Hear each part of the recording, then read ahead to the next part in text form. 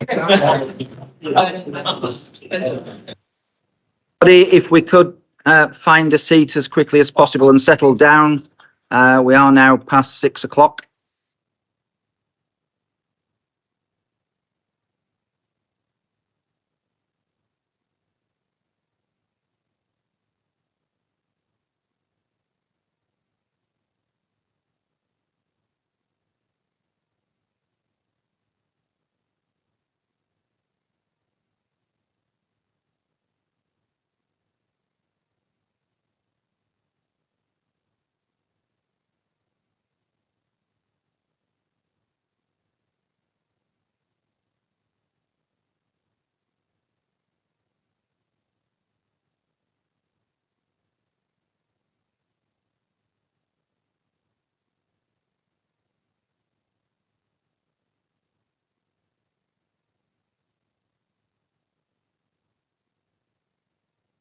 Okay, if everybody is here now, Councillor Mrs. Green is just on her way.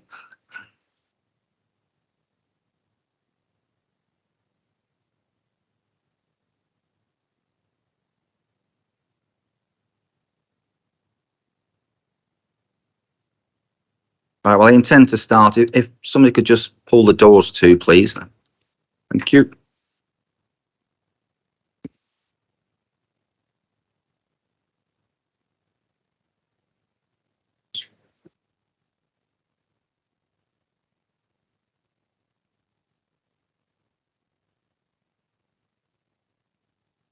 Right, thank you.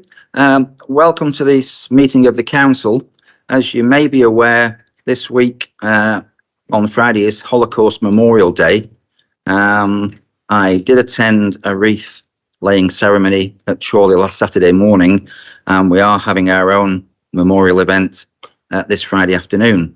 But as a start to the meeting this evening, and perhaps as a thought for the day, I'd like to welcome Kinga Gruzinska, who has been the organiser of the Holocaust event at Chorley for over 20 years, I believe now. And I would like to invite her to say a few words to us this evening. Good evening, everybody. Thank you for inviting me, Mr. Mayor. It's an honour to address the Council. So each year there is a focus on a key word. This year it is ordinary people. Little bit of background history. We started the memorial services with the late Councillor Ralph Snape in 2001. It has grown into what it is today, a remembrance service that is attended by civic dignitaries, members of Parliament, the police, firefighters, veterans and service personnel, standard bearers, teachers, and very importantly, young people and the public. The background history to Holocaust Memorial activities in Chorley and areas stem over 22 years. The government at the time declared that 27th of January would be a national day of remembering the victims of the Holocaust. It is also the day that Auschwitz-Birkenau in occupied Poland was liberated by Russian soldiers. We also remember at this time the victims of the many genocides that followed the Holocaust in Cambodia, Rwanda, Bosnia, Darfur, and now the Ukraine. In 1945, the Russians came into Auschwitz. The Russian soldiers saw the emaciated bodies of children, women, and men, skeletons moving around and holding out their hands for a morsel of bread.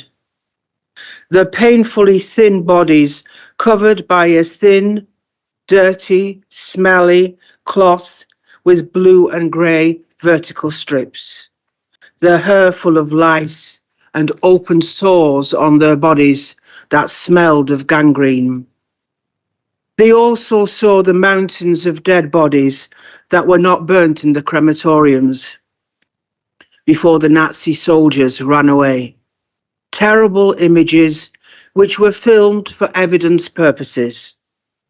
Verbal accounts were taken from those who could speak. The conditions in the concentration camp were beyond human belief. The guards forced people to work until they dropped or they died. The guards also starved the prisoners and beat any person who they picked on at the time. Roll call was at 4:30 in the morning, and people had to stand up to 6 o'clock or 6:30 in temperatures of -25 in the thin prisoner's uniform. If you dropped, you died. They raped women and men and tried to create a race of Nazi Germans with blonde hair and blue eyes. They experimented on women in the most grotesque and sadistic ways. What I cannot understand is when I looked at recordings of testimonies or war crime trials of the Nazi guards, some of the guards were young women, 21, 22, 23, who committed the most heinous crimes. They were sadistic, who tortured and murdered countless people. One of the women guards was just 22 years old, and she was called the hyena of Auschwitz. These people started off as ordinary people. John or Mary, the kids next door, who somehow got brainwashed by Hitler's madness and his desire to eliminate the Jewish people. And they became criminal monsters who would be tried, found guilty, and then some executed for the crimes, or some spent decades in jails as a sentence. We have to remember that these people were just ordinary people who allowed others to persuade them to do evil and inhuman things. The modern term is that they had influences that got into their heads and persuaded them to do bad things. I suggest to you that the prisoners in these concentration camps, they were extraordinary people who were courageous, tried to survive, who knew that there was an attempt to exterminate their faith, their families, their existence. Jews, Polish, Roma, Russians, English, 1,200 British POWs in Auschwitz III, disabled people, homosexuals, millions of people in different concentration camps around Europe. This week I have said to young people, do not be persuaded to do something that you know is wrong, something that will hurt someone purposely, something that will change a person's life dramatically and cause them pain and sorrow. We are ordinary people getting on with our lives, loving our families and our friends and doing our jobs. We make decisions daily on different matters. I say to the young people, think about what you are doing. Find something that will make you passionate about it and give you a good and honest career. Try your best and remember that sometimes you may see or hear something that is wrong, something that is not ordinary. Report it. Be strong and have that courage that makes you do the right thing. Ordinary people become extraordinary with a little courage. And lest we forget the Holocaust. The Romanian-born American writer Elie Wiesel, the Holocaust survivor, Nobel laureate, was born in 1928 and he died in 2016. This is what he wrote. Never shall I forget. Never shall I forget that night, the first night in camp that turned my life into one long night, 7 times sealed. Never shall I forget that smoke. Never shall I forget the small faces of the children whose bodies I saw transformed into smoke under a silent sky. Never shall I forget those flames that consumed my faith forever.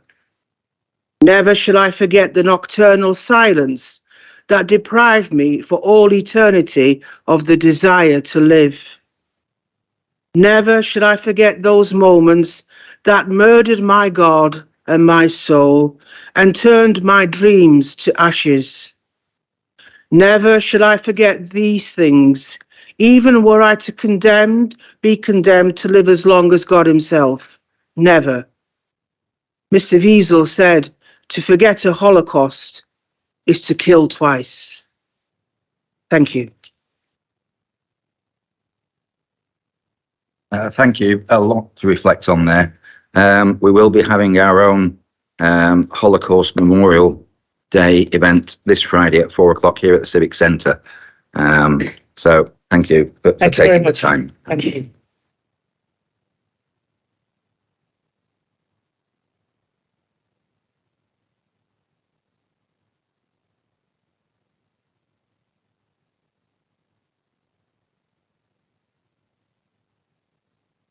Now, before we start the usual proceedings, I'm sure you'll have been saddened to learn of the death of former councillor Dennis Lewis.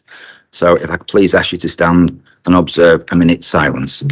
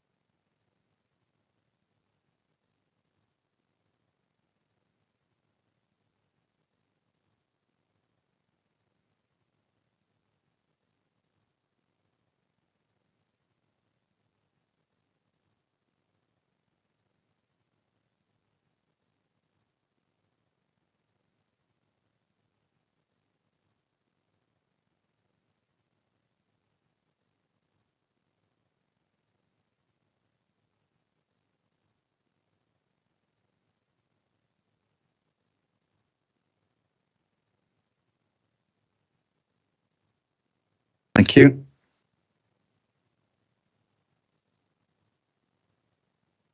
This is another one of those occasions where I don't think there are very many of us here who will actually remember Dennis, and probably remember him more so for being Gina Lewis's husband, who was a former leader of the council. But could I invite anybody who would like to say a few words?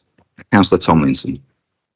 Thank you, Mayor. And before I do, I just want to add my thoughts about the Holocaust Memorial Day. It's really, really important. We never forget. I never forget how it started either. It didn't start with concentration camps. It started with othering. It started with name calling, and it started with blaming minorities for things that was not their fault. So we must remain vigilant. Dennis Lewis was elected to this council the same day I was. And I already knew Dennis because we were on the governing body at the Methodist Junior School together. He was an enormous support to me when I was a boy in this place, learning my way around. Because although Dennis was new, as you've heard, he did have the advantage that the leader of his council was Mrs. Lewis. So he was enormously supportive, and I'll always be thankful. I've kept in touch with Gina and Dennis since they moved to Cheshire.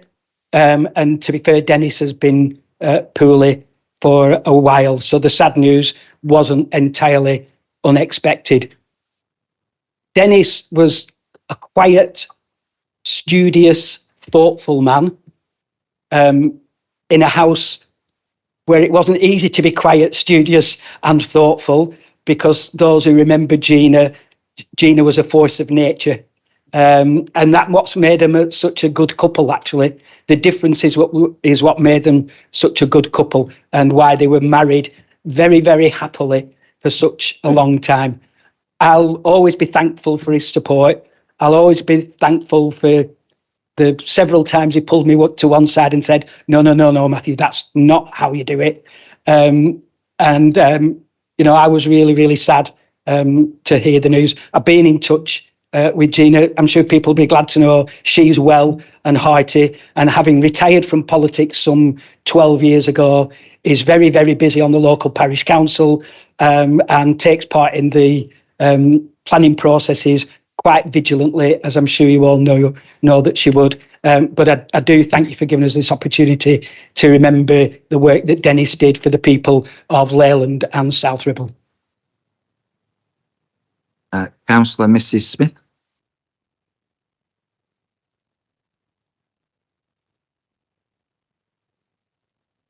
I, like Matthew, thank you for bringing the lady to speak to us today regarding the memorial and the Holocaust. I've just finished reading a book 2 days ago that was about Auschwitz, and the words that she said were so very telling of the account that I read about it, and it was very moving. So I thank you for that. As regards our friend Gina's husband, as we all really knew him, he was, as Matthew says, a very gentle man, a kind man, a quiet man. I don't think I ever heard him say a cross word. Gina used to stand over there and give us all what we should be doing and where we should be going. But he wasn't like that. He was just in his way, just supporting her, and gave her all the best he could. And I was very sorry and sad to hear of his passing. And our condolences do go to his family. And if you will pass them on to Gina, we will be grateful. Thank you. Councillor Turner. Mayor. Yeah, unfortunately, Councillor Dennis Lewis was certainly before my time. But on behalf of the Liberal Democrat group, I would like to send our condolences to Gina and his family at this very sad time. Thank you.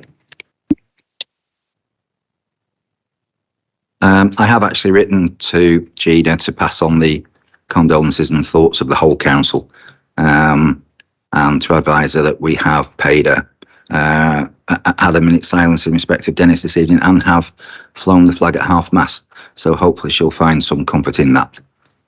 Now moving on to domestic arrangements. Due to the regulations surrounding voting, only those members physically present are able to vote. However, if members dialing in via Teams would like to contribute to the debate, please use the raise hand function on your iPad. If you use one of the communal microphones, please use the cleaning materials provided after you've used it. Mobile devices, please ensure that all electronic equipment is either on silent mode or switched off to minimise interruption. The meeting is being live streamed during open session for members of the public to watch. And if you would like to speak, please press your microphone to let me know. And when I invite you to speak, your microphone will turn red. So first item on the agenda this evening, apologies for absence. Do we have any apologies?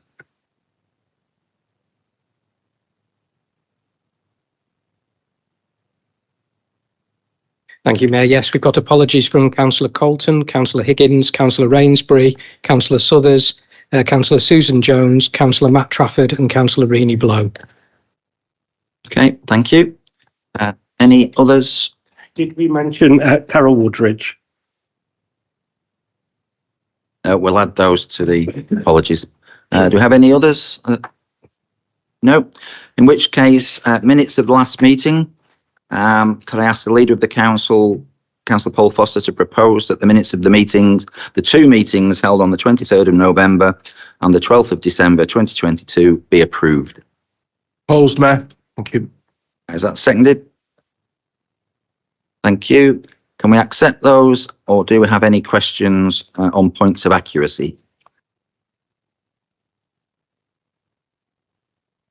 Councillor Karen Walton. All right, if I sit down, carry on sitting now. Yes, it's just I have some concerns about the minutes from the meeting on Monday, the 12th of December 2022. I feel that it's not an accurate record of actually what happened at the meeting. I know that the minutes are not verbatim and but should reflect the meeting, and some of the important comments made by members have not been included, while some have. So I would like to propose an amendment just to, I think, just clarify more of a reflection of how the meeting went. So the amendment I propose is members debated the proposals, including the recommendations for the material consideration for development management purposes and concerns over the huge increase in the number of dwellings required to be built during the lifetime of the proposed local plan.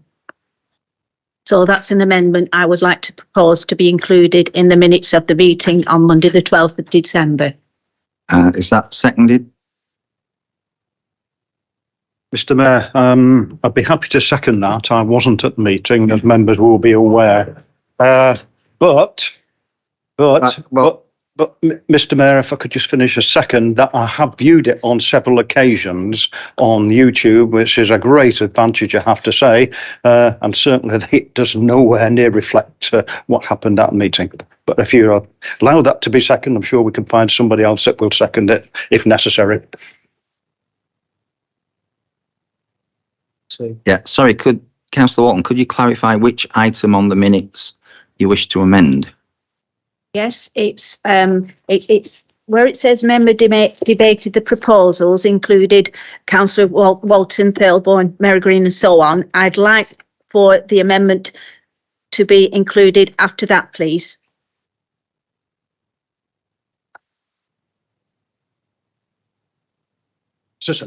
Right, for clarification, we think it's 77 paragraph 5. It is, I'm being told.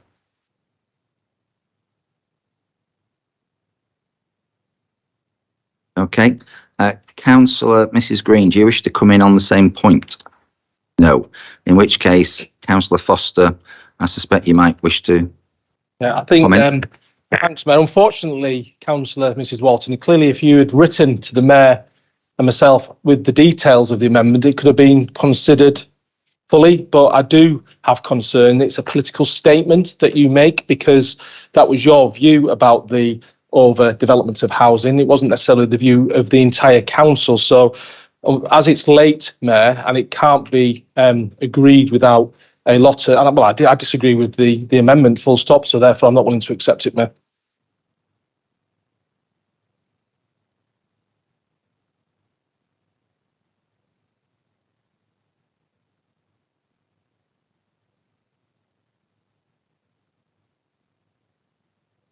Right, I'm going to take this amendment first because Councillor Mary Green indicated it wasn't on the same item. So I now need to put this to the vote. The amendment's not been accepted.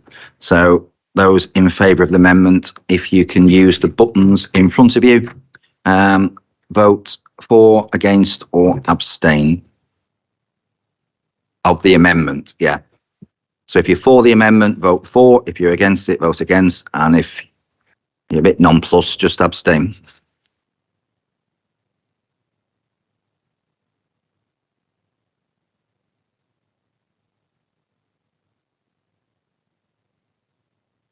Right.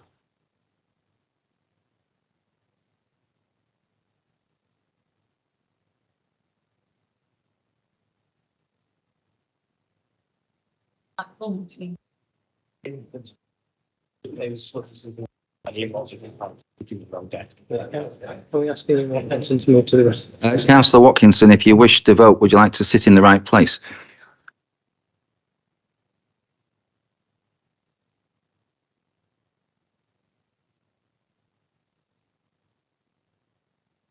Well, I'm afraid we've now voted, so.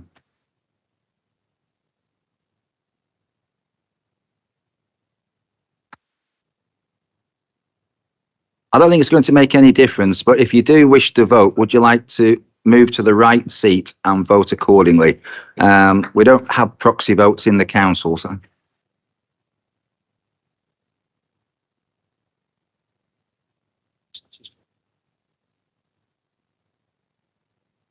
It's finished.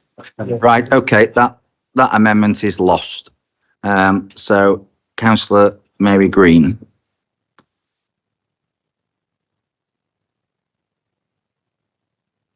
My subject is reference to the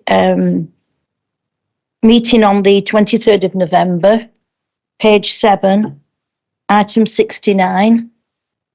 It refers to that question for myself to Councillor Bilinski-Gelder about her trip to Spain with Councillor Foster. I subsequently received a reply from Mr. Cranshaw on the 28th of November, and I thank him for sending this. Very helpful. However, I have been contacted by a member of the public who thanked me for asking the question, but raised the valid concern that written responses to such questions do not appear in the subsequent minutes, which it hasn't done. This would appear to be contrary to the principles of transparency and accountability to our community, and I would therefore ask that the response to my question be included in the minutes, and likewise responses be included in the future of any that sort of question. Thank you, Mr. Mayor. Are you okay with that? I think that shrug says yes, we'll accept that. So are we all okay now with that amendment, Councillor Bretherton? Sorry, Councillor Barry Yates indicated first. Right, thank you, Mr. Mayor. Just a point that when the amendment was put, there wasn't a seconder for it, and we went straight to the vote. Sorry, Councillor Yates, there was a seconder. It's Councillor Smith. No, I mean against the amendment. When Councillor Foster said, "I'm against this amendment." No, we don't need a seconder to vote against it. You either vote for or against. The amendment was put, it was seconded, and we took a vote. Councillor Foster didn't accept the amendment, which is why we went to a vote. You don't have to second not accepting it. Councillor Bretherton. Mr. Mayor, it's just a point on page 7, questions to Cabinet members. I did ask a question to Councillor Matthew Tomlinson. It says there at the bottom that Councillor Tomlinson undertook to write with the detail.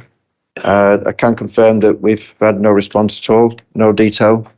So I have put a question again at the in this council meeting because we didn't get a response the last time. Sorry, this isn't an item of accuracy on the minutes. That's a complaint that you've not had a response. So perhaps you might want to raise that in questions to Cabinet members and asking why you've not had it. It's really nothing to do with the body of the minutes. Councillor Michael Green.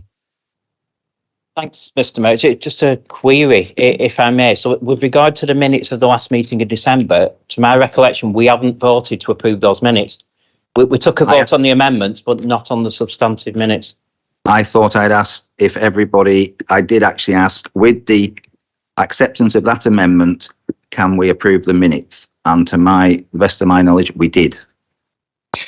But if you want me to do it again, I'm happy to do it again. With the acceptance of that amendment, that we include the item that Councillor Mary Green raised, can we approve the minutes? Councillor Michael Green, are you putting your hand to approve them, or are you? I'm referring back to the last meeting in December, not the November meeting. So I think the amendment on the November minutes was accepted. The proposed amendment on the December minutes, proposed by Councillor Walton and seconded by Councillor Smith, we lost the vote, unfortunately, on the amendment, but I don't think there's been a vote on the substantive minutes. That was my query. Right, okay. I thought I'd taken both of those meetings together, having accepted the amendment to one of them. I can take them separately if you want me to. All those in favour of the minutes of the meeting held on the 23rd of November, if you could just indicate by hand. Is there anybody against those? Anybody wishing to abstain? No. All those in favour of the minutes on the 12th of December, again, if you could just indicate. Thank you. Anybody against? Right, I think we'll go to the press buttons on this one then. Right, voting on the minutes of the 12th of December. All those in favour, please vote for. All those against, please vote against. And if anybody wishes to abstain, press the button in the middle. So we're voting for to approve.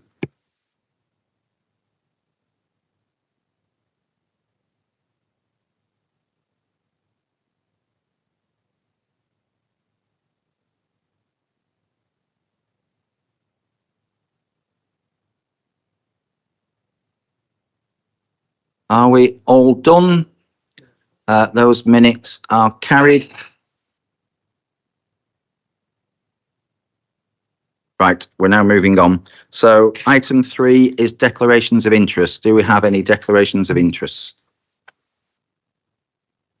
No, in which case that takes us to item 4, which is the Mayor's announcements. So sit back. I'd like to start the meeting off by welcoming our new Chief Executive, Chris Sinnott, to his first official full council meeting as the new Chief Executive of South Ribble Borough Council. No, it is too late to change your mind. On behalf of everyone at South Ribble, wish you all the very best in your new role.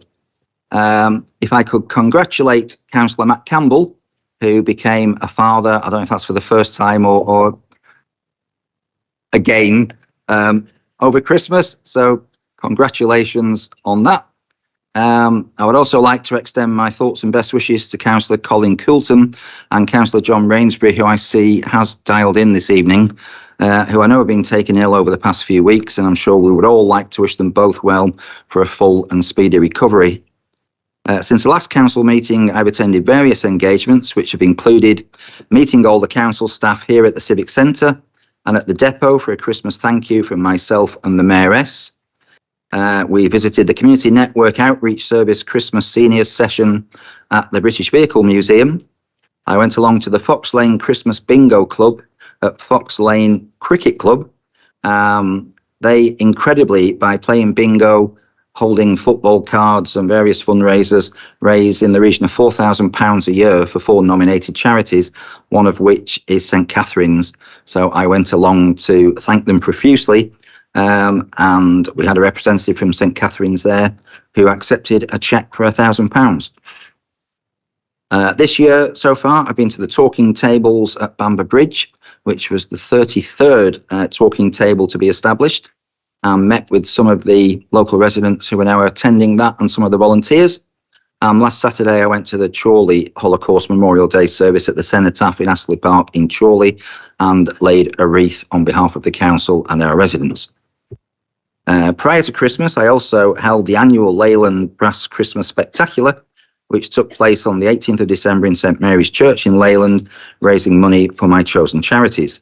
It was a lovely way to start the Christmas festivities off, and the evening was thoroughly enjoyed by all. And if you've never been to a Leyland brass band concert, I can well recommend it. You are missing out. Could I also recognise the incredible efforts of members of our active health team, in particular Matt Lloyd, Nigel Cole, David Boyle and Mustafa Fazal, who ran a series of pop-up bike shops distributing good quality pre-owned bikes sourced from Lancashire recycling centres for a nominal fee to enable families to access low-cost bikes. The pop-up shops raised £1,210, which in turn was donated to the Mayor's charities.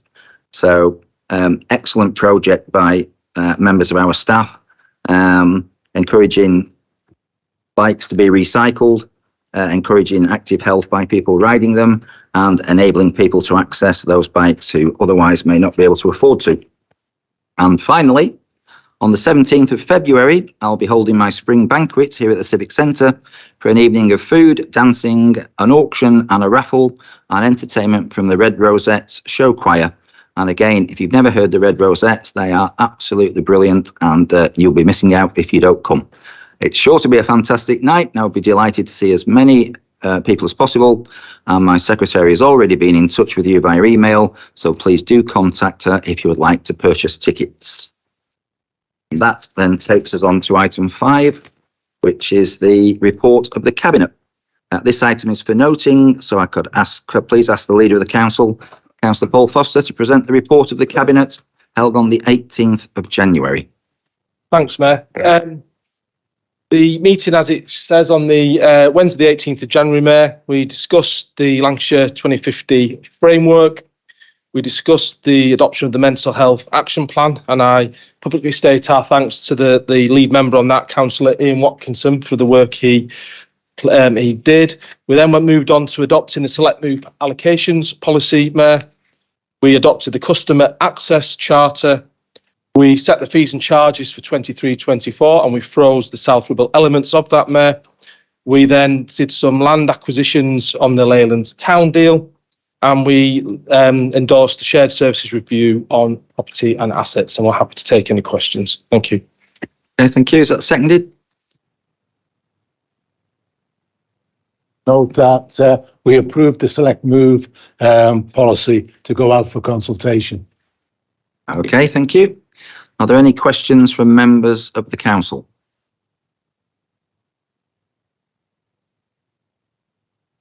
No. That then takes us to item 6, which is urgent decisions. Again, this item is for noting, and if I could ask the leader of the council to present the report.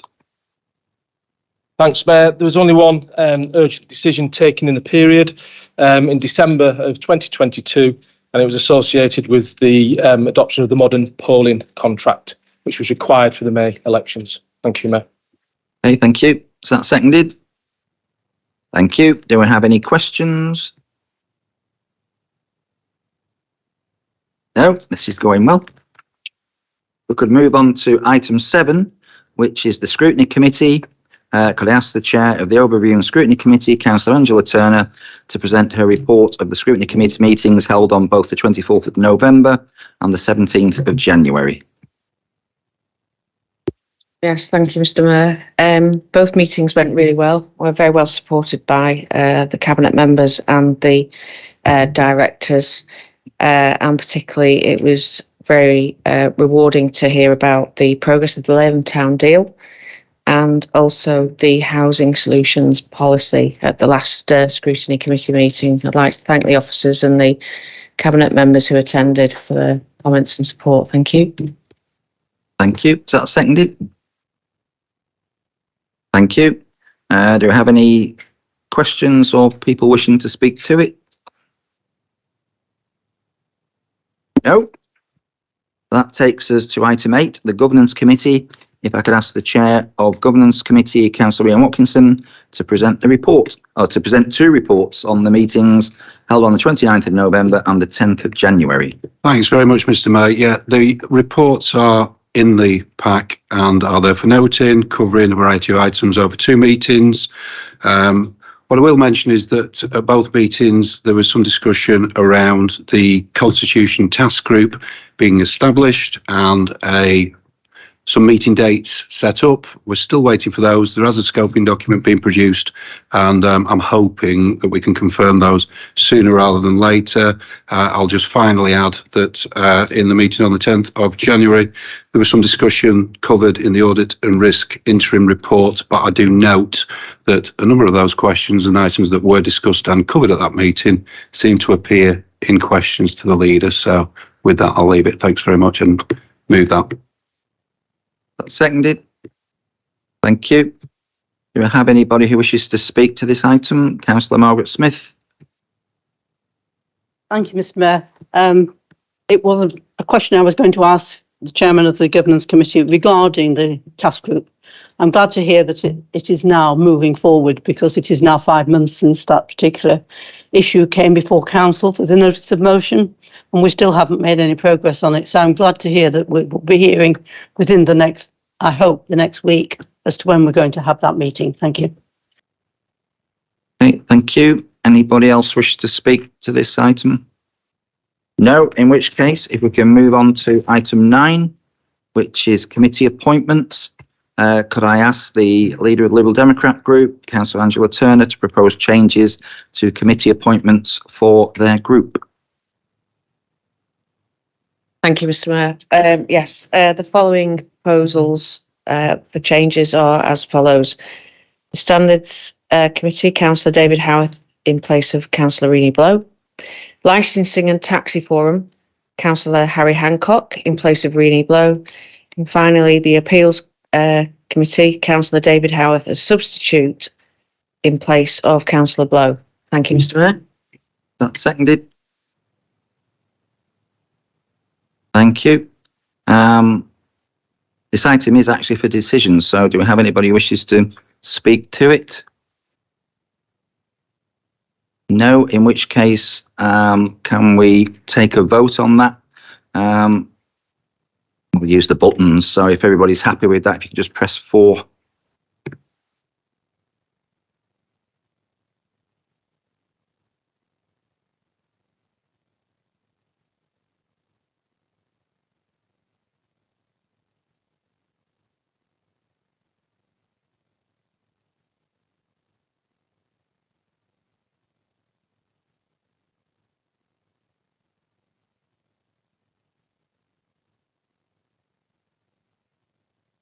Right, those are approved. If we can move on to item 10, which is the calendar of meetings 23-24. Could I ask the Leader of the Council, Councillor Foster, to present his report?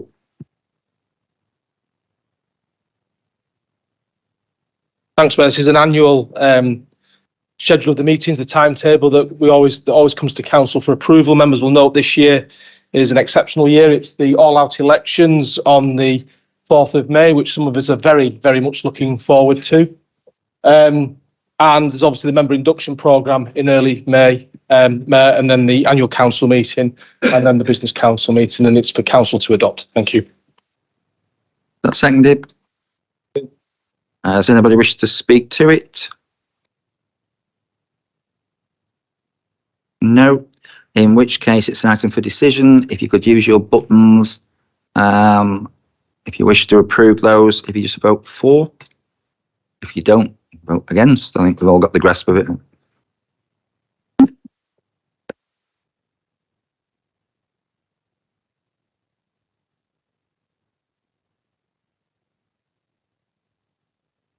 Mr. Moister remains unconvinced, but clearly you've proven him wrong. So those are approved.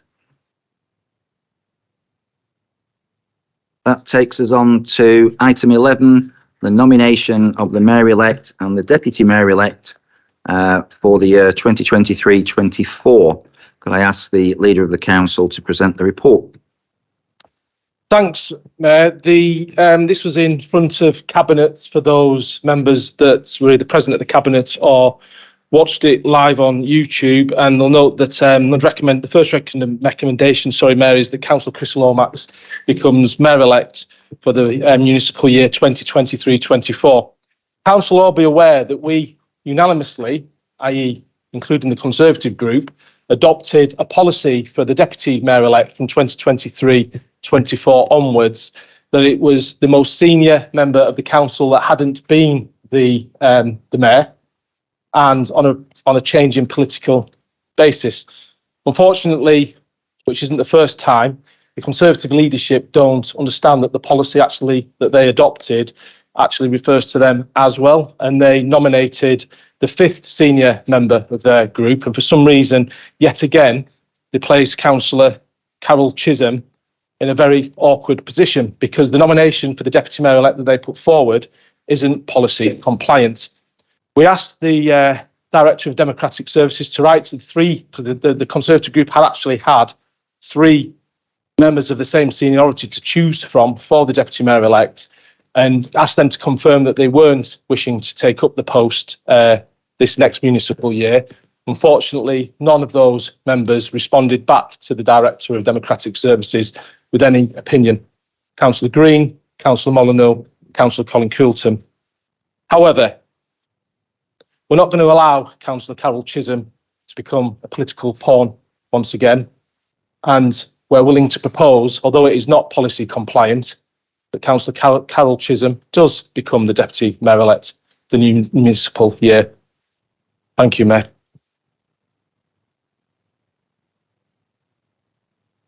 Is that actually a nomination? In which case, is there a seconder for the 2 nominations? Thank you. Councillor Karen Walton. Thank you, Mr. Mayor. Yes, we did vote for the protocol, and the protocol for selecting nominations for the Mayor should be from the Conservative group, but nowhere does it say that it has to be from the top 3 longest serving members of the Conservative group or any group. I know the protocol is not set in stone and it can be changed. And I felt at the Cabinet meeting in January that I was being bullied into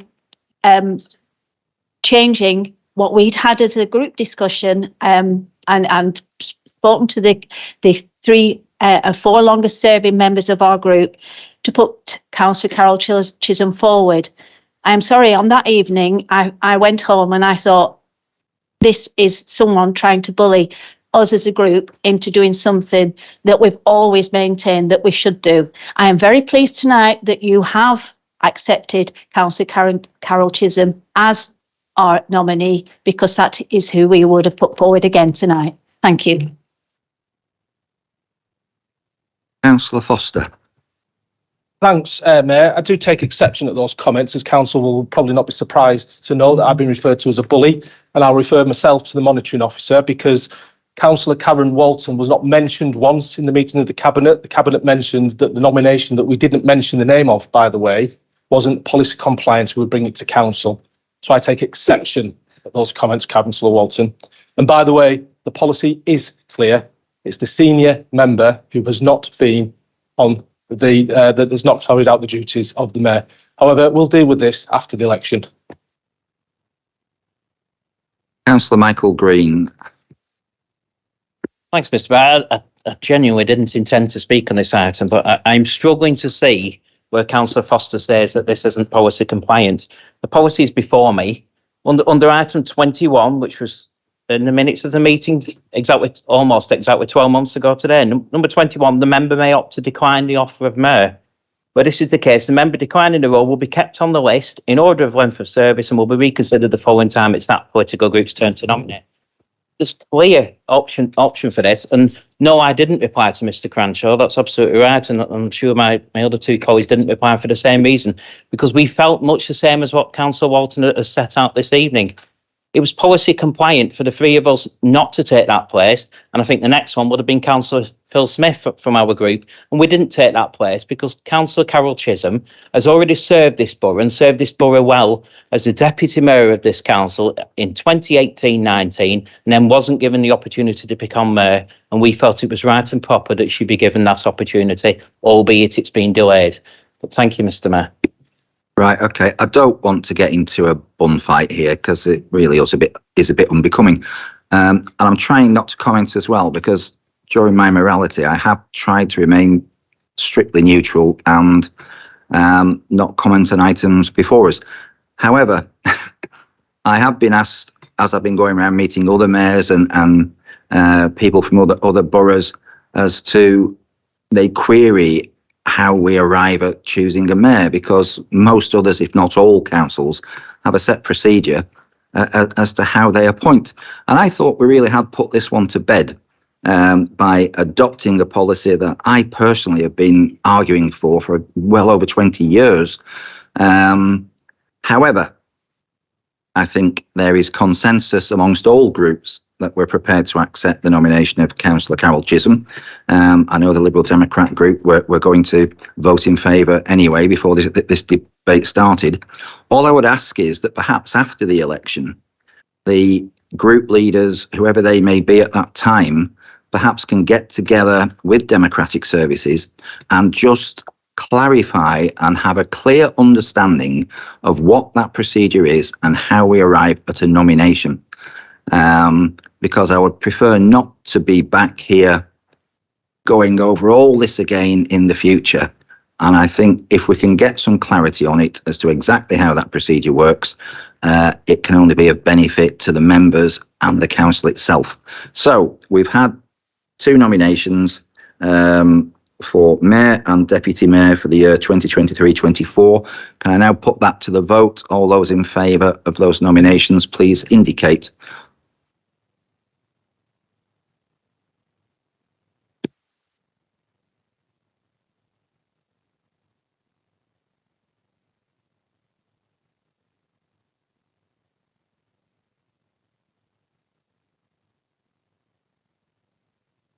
That is carried unanimously.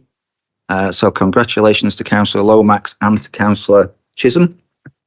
I hope you enjoy the year as much as I have. That moves us on. It just takes a bit of a dive the longer it goes on, you know. That's all right. The next item on the agenda is item 12, policy review, discretionary housing payments policy. This item again is for decision. If I could ask the Cabinet Member, Community, Social Justice and Wealth Building, Councillor Aniela Bilinski-Gelder, that's easy for me to say, to present the report. Thank you, Mayor. This report is on the discretionary housing payments policy, which is extremely important given the current cost of living crisis. The report recommends for one, the council to approve the revised discretionary housing payments policy. 2, the council note the reduction in the government funding available. 3, the executive member writes to the Secretary of State for Work and Pensions, highlighting the council's concerns regarding the reduction in the government funding, and that no additional funds are committed for the discretionary housing payment expenditure by the council itself until the council's financial position is appraised.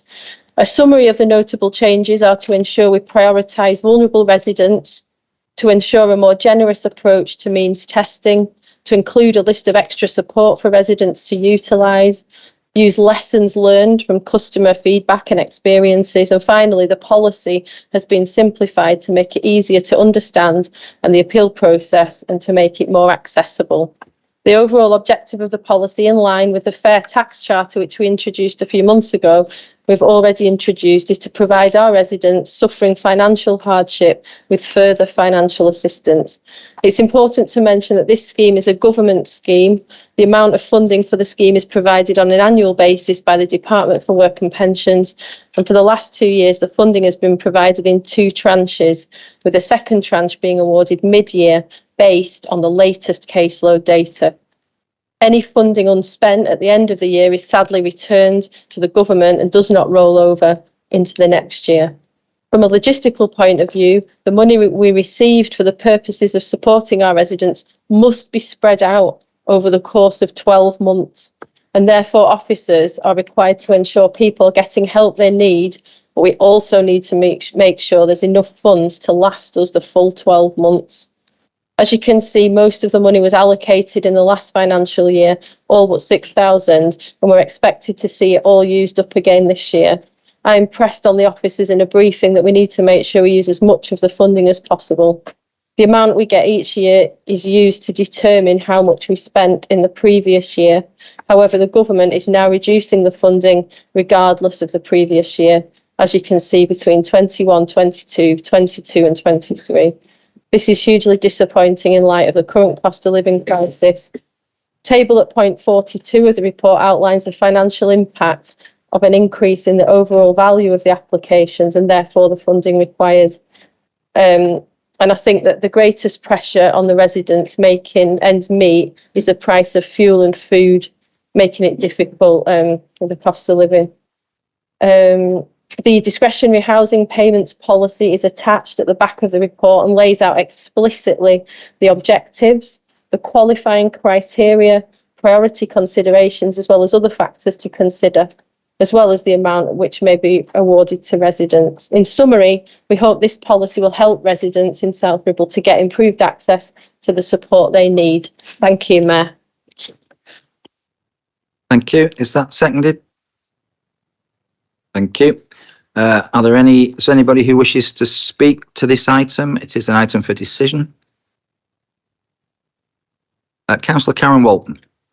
Mayor. Yes, we will be supporting this policy review. It is interesting to note that for the last, and I made some inquiries myself, for the last 10 years, the amount of funding has been not allocated and unfortunately has to go back to the government. So I think that in future, like you said, as Cabinet Member has said, that we make sure that we have enough to cover everybody's needs at this particular time. Thank you. Councillor Jane Bell. Thank you, Mr. Mayor. I read this with some interest, I must admit, because I am interested in the housing situation. I was very impressed by it. A lot of detail. My one concern was, will we be able to reach the people who really need it, and how it will be rolled out so that they wouldn't be able to access it. But in principle, I thought it was excellent. And like Councillor Walton said, we need to make sure that we spend the money and it doesn't go back. I think that would be quite difficult if people aren't applying. So, and again, it's for the most vulnerable in our borough. So, but thanks for that, Councillor. Okay, so anybody else who wishes to speak to this? In which case, it's an item for decision. So if you could press your buttons accordingly.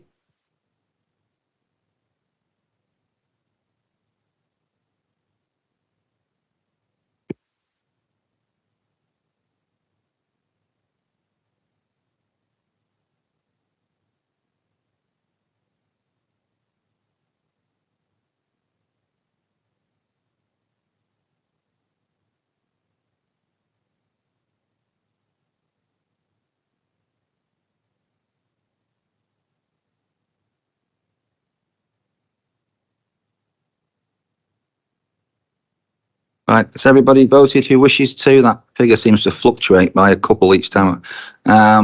It's carried no matter what. So if that then takes us on to item 13, which is the notice of motion. And if I could ask Councillor Angela Turner to present the motion. Thank you, Mr. Mayor.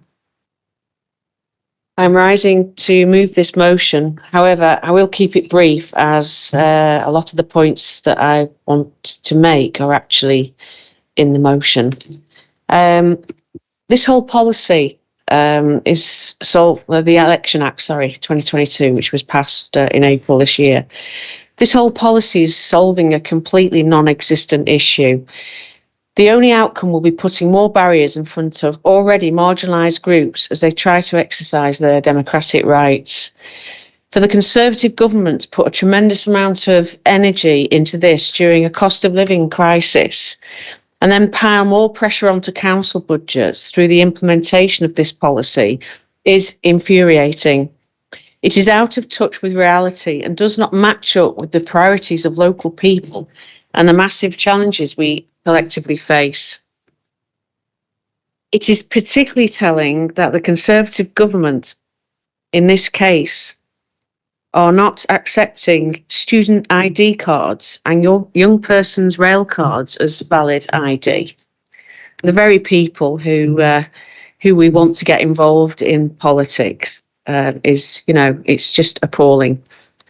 These Orwellian measures have no place in British democracy, and this council should fight to make sure everyone can have their voices heard. Thank you, Mr. Mayor.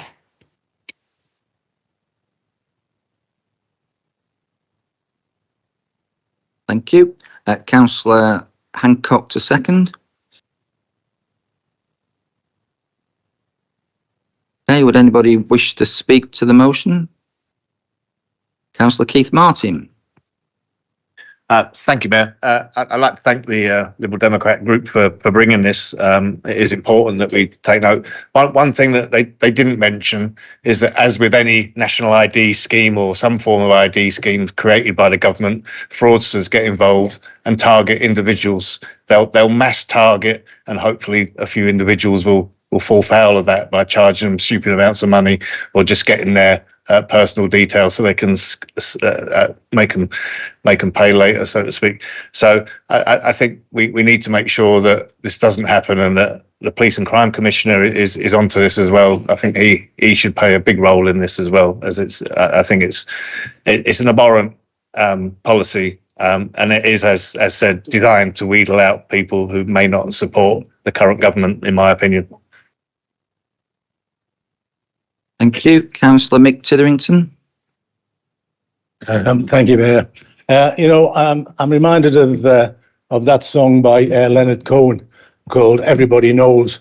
And there's a line in that says, everybody knows that the game ain't straight. And I think that sort of applies to this, because everybody knows with one functioning brain cell that this isn't about voter fraud.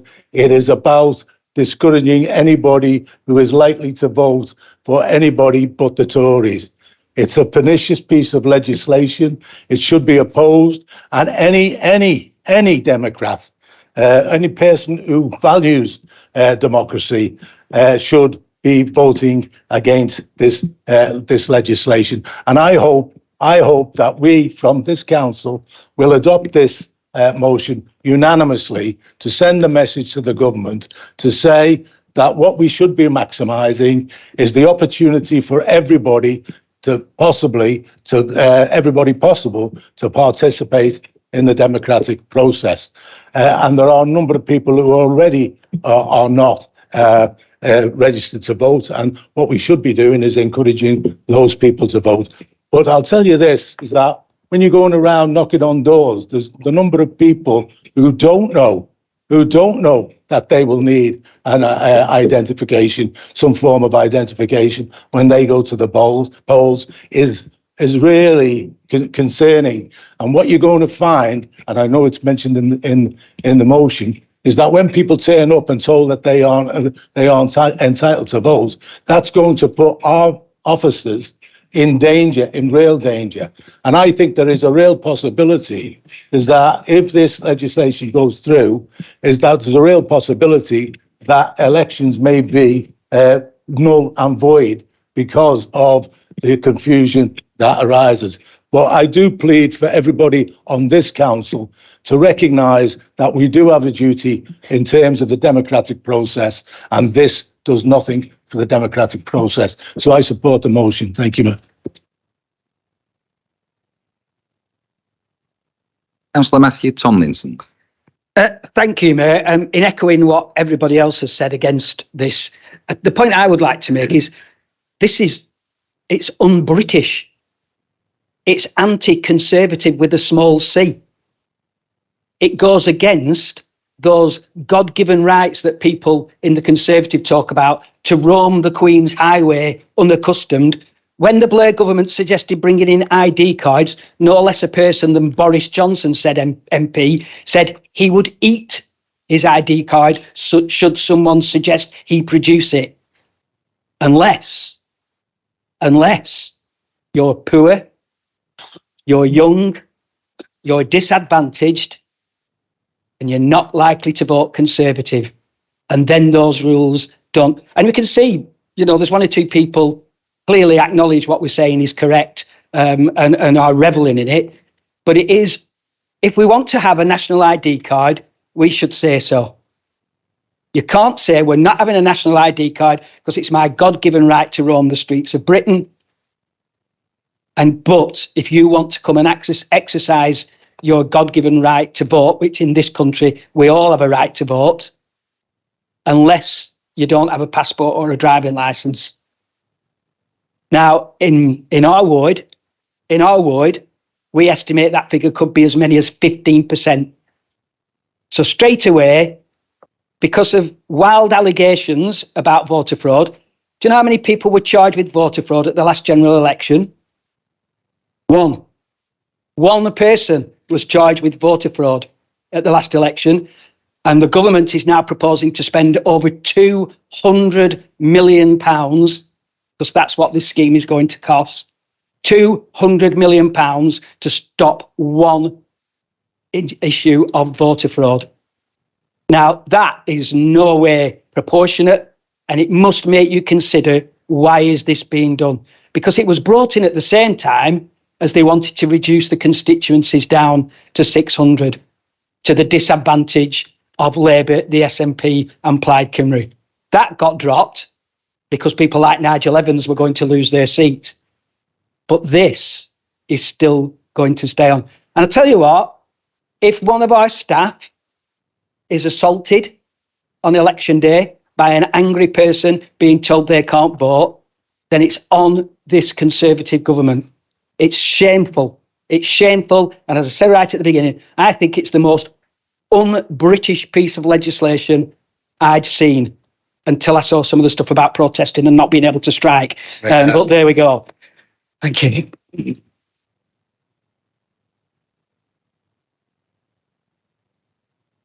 Would anybody else like to speak to the motion?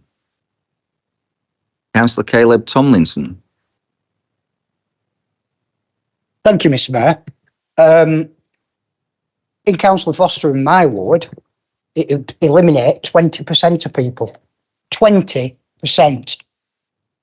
Old people who don't have driving licence, and 40% of our residents. And I know you're finding it funny, Councillor Bretherton, because you live in an affluent area where everybody's got photo IDs. In Bamberbridge West and Bamberbridge East, they don't. And they won't be able to vote. Simple as that. It's draconian. It's a great notice of motion from Councillor Turner, and I applaud it for her, and I'll be voting for it. And let's see how democratic the members opposite really are if they vote it down. Thank you, Mr. Mayor.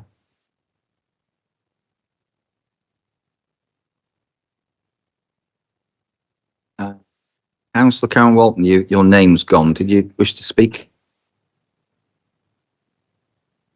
It's just a comment I'd make.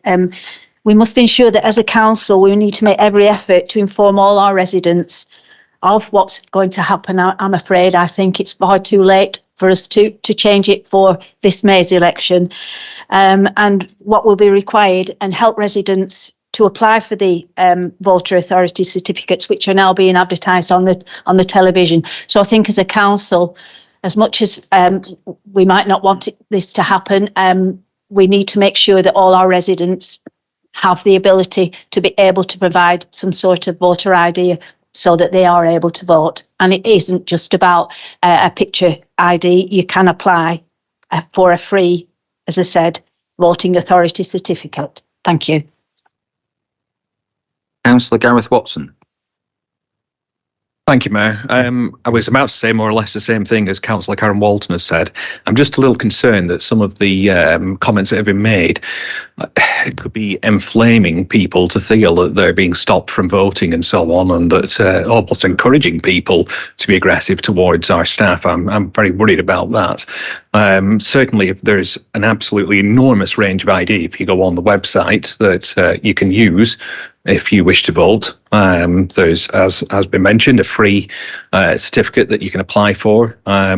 If anything, what we should be doing is encouraging people to access these other options for ID. We're certainly not going to be stopping anyone, I hope, on the day from voting. If they have, are we? We're going to stop people from voting if they have ID. So, well, again, if you perhaps let me to finish my sentence, if they don't have a driving license or a passport, because they've got, as I can see from the website here, well over 20 other options in addition to ones that they can apply for, as I say, for absolutely no cost. So it's very hard to understand how someone with no money can't afford something that doesn't cost anything. So I'm just very concerned that we're raising a potential aggression towards our officers and worries about those kind of things when we absolutely should not be doing so. I'm very, very disappointed to hear some of those comments. I can accept that people would certainly be concerned that it might have an effect on turnout and so on. I wouldn't dispute those issues, but I don't want to be putting ourselves into a position where we're worrying residents that they're not going to be able to vote when everyone will have the same opportunity as always to vote. They just have to get a piece of ID that proves that they are entitled to do so. Councillor Jane Bell. I just wanted to make the point that I'm an old lady. I have not got a driving licence. My passport is well out of date. And the suggestion that, I should go on the website and look for 7 other things. As an older person, there are lots of, my brain works a bit, but there are a lot of older people who wouldn't even think about going on the website to look at anything. They may not have that support to do it. And let us be honest, a number of our older residents are the ones who actually go out and vote. It's something they've done all their lives. So what I'm saying here is I'm all in favour of what Councillor Turner has said. I think it's great. And I know that in my ward, and Councillor Donovan Hughes' ward, that when you talk to them, they've no idea that they've got to have any identification, and it's going to be a nightmare. We can push postal votes, but again, postal votes are not the easiest thing if you're not the brightest button in the box. So, just be very aware that there are people around who don't drive, who don't have a passport, and who will not have access to a computer and all the pressing of the buttons that you need to do to get the right ID.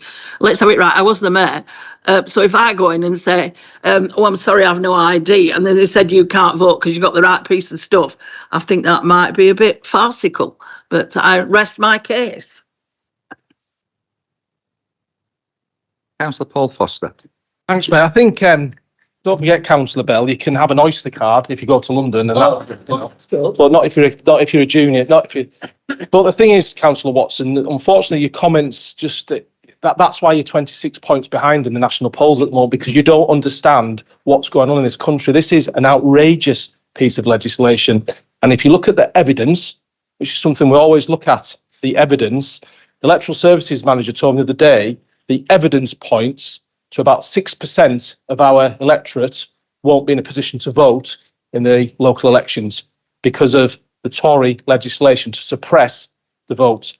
So when you have no money, and you have no ID, and you can't afford to buy the data to go online to apply for the form, you can't vote. And nobody, Councillor Watson, nobody was encouraging violence against our officers, and you need to be careful about what you're saying.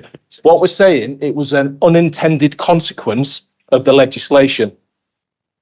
The legislation is woeful. I can confirm to council, I've discussed this with the returning officer and the electoral services officer as well, and the council will be informing the local community of the changes to the legislation to ensure that everybody that can possibly know about the very late change to the law is aware of it, so they can do their damnedest to try and get a form of ID in place for the election. As Councillor Caleb Thompson and others have said, we've been round our wards for months now, and I can confirm to council the majority of the electorate are not aware of the changes to the law. I fully support this motion, Councillor Turner. Thank you. Thank you. At this point, Councillor Watson, you've indicated you wish to speak again, which in terms of the debate, you can't. However, I would point you to a point of order in the Constitution of personal explanation if you wish to challenge what's just been said. Yes, I do wish to challenge what's just been said. I did not. In which case, if you could raise a point of order of personal explanation. Can I raise a point of order for personal explanation, please, Mayor? My thanks. So I did not say that any member opposite had said that, was trying to incite violence against members of staff. I was concerned that that could be something that could be construed from what was being said. Also, again, yes, an unintended consequence. Also, of course, I did mention things like bus passes and so on that people have access to, in addition to many other options. Whilst, yes, I appreciate an Oyster card isn't available around here, there are many others that are. That's all. Thank you. Thank you. Councillor Paul Wharton-Hardman. Wait, Jackie. Sorry. They must have got us mixed up. I'm just looking at the name on my screen, which most of you don't know is there, actually. Councillor Alty. They got us mixed up. Okay, thank you. I think we're missing the elephant in the room here. On a very basic level, anything that provides a barrier to a basic right is denying accessibility.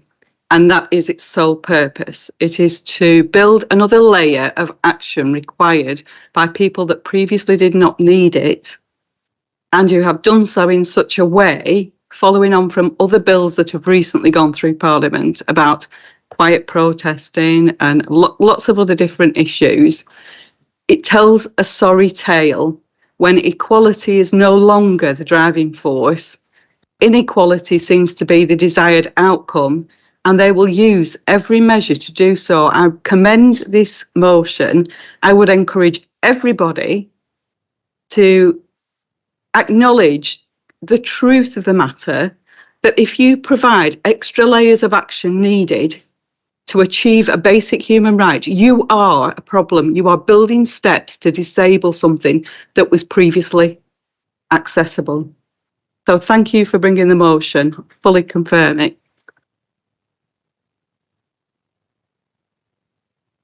Councillor Will Adams.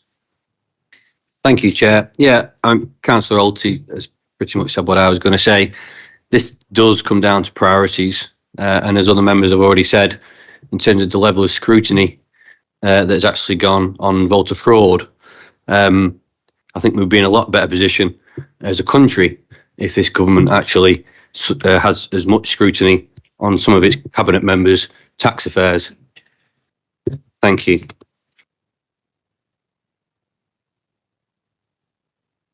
Nobody else has indicated that they wish to speak, so I have two members of the public, and unfortunately, I saw this gentleman over here first. So, if you'd like to come to a microphone.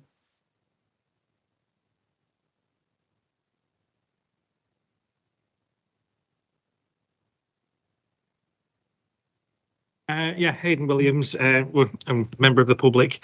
I think what we seem to be forgetting here is with the actual turning about of the criminal offence. Sorry, could I just stop you for a second? We're struggling to hear you. I'm not sure the microphone's on as yet. Better now. Is that any better? Chair up, right. Is that any better? Yeah, we can hear you now. Right. As a local voter, I'm glad the council has brought this to the attention here, because part of the issue is the fact that the criminal offence, instead of being on the voter, has been put onto the members of council staff. So if council staff, if they get that much hassle, if one person says, "All right, okay, I'll let you go," then what happens when you get to get to the count on the 5th of May? We all know what happened to the 2019 election. Some seats were won by less than 10 votes. So if there's one or two that have squeaked through, and one person mentions that, hang on a minute, that person that person was hassling our member of staff. Our member of staff has effectively been committing a criminal offence by letting them take a vote. So are we happy that our members of staff of the council are actually going to be possibly committing a criminal offence, and the consequences that might happen in the results of a local election? Thank you. And could I take the gentleman on this side, if you'd like to come to a microphone?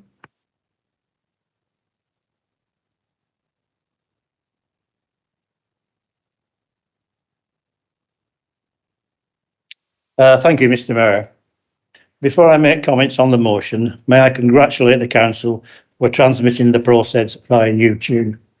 Gives the ratepayers can see and hear how councillors come to decisions.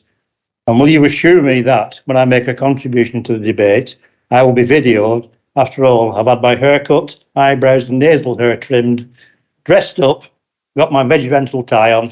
I hope it hasn't gone to waste. Can I have your assurance I'll be filmed, Mr. Mayor? You are being filmed as we speak. Thank you.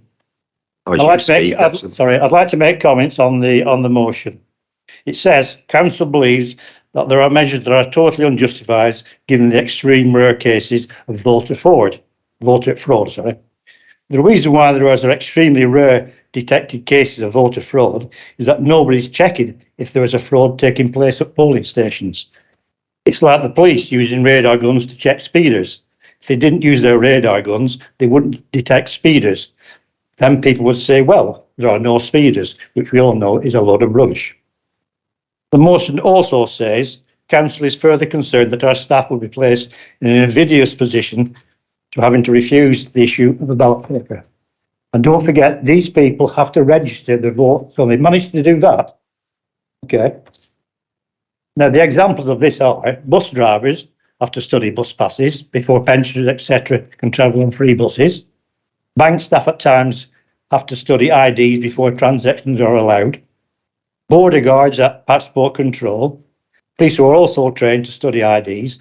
So why should council employees not be capable of handling ID situations after suitable training? The motion also says, as a result, council shares the concerns raised by charity groups and other campaigning organisations about the adverse effect on older people. After all, we're stupid as older people, aren't we? Young people, they're idiots, aren't they? And those without financial means to obtain this prescribed identification. The word there is the financial means to obtain prescribed identification. Rubbish. These are the IDs which are acceptable. Various concessionary travel passes, pass cards, MOD identity cards, photo card permits for blue badges, dog tags, which you have all around your waist, your necks, driver's licence, passports. Another thing, Councillor, about your old passport, it does say expired photographic identification will also be accepted if the photograph is good enough and enough likeness is seen. So you're okay. And also the important thing is, and this is the important point, is voters do not have any form of above. Free voter cards must be provided by local authorities. Legislation makes it clear that local authorities must provide a voter card free of charge when an elected does not have one of the approved form of voter applications. Thank you very much. Oh, I can do it for only just a minute. No, that's it, I think. Yeah, that's it. Thank you very much.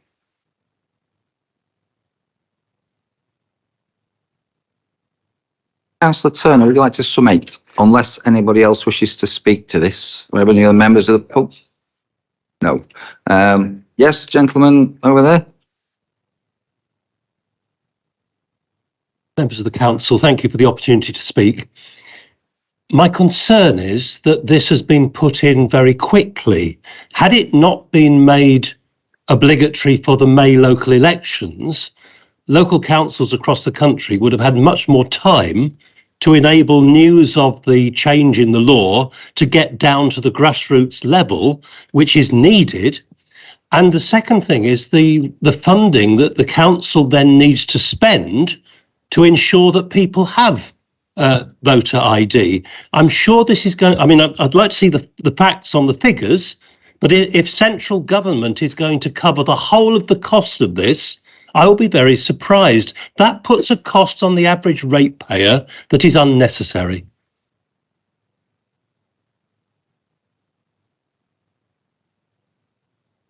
Thank you. Anybody else wish to speak? I'm sorry. No, you've had your chance. Not because it's you. It's just once you've spoken. I will do the same with members of the council. Once you've spoken, you've spoken. Lost my train of thought now. Right. Would you like to summate, Councillor Turner? Thank you, Mr. Mayor. If you don't mind, I'll sit down. I just want to say a couple of things. Firstly, no one should have to apply to vote in this country, as Matthew Tomlinson has said. Yes, you register, and I'm not going to talk to you. You register to vote. Sorry, could you please not shout from the public gallery? You register to vote. We're trying to have an orderly debate. Yeah, carry on. Because people have registered to vote for, I don't know, probably decades. The issue about this is the fact that there will be people excluded from being able to vote. We've got fantastic IT systems in this country, haven't we? So whenever you get a plethora of people applying to do something, when they suddenly find out they have to, because we have probably got, 13 weeks, 14 weeks off before the local elections, the IT system crashes. So there is a huge risk that the certification that people will have to apply for isn't potentially, there's a massive risk there that the IT systems won't be able to handle it. So as far as I'm concerned, there will be people who won't be able to vote that would normally vote. This is about, it's not just about timescales either, it's about a democratic right that people have, and then other barriers being put in place. And there will be people that fall through the crack. We don't know the numbers yet, but for sure we will do when the next local elections come, if this legislation is supported. So I think it's appalling, and you know, if you're gonna put something in place like this, it should have been done 2 years before the next set of elections. Not you know, well, we've got 14 weeks left, and as our colleagues have said on the other side of the chamber, people just do not know about this because we know that's the nature of these things. Thank you. Right, that brings that debate to a conclusion. It is an item for decision, so if you could use your buttons to vote for, against, or to abstain.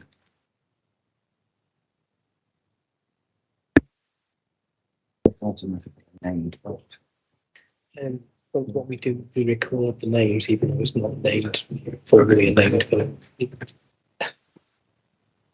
So one of the changes we requested that I didn't really understand at all. We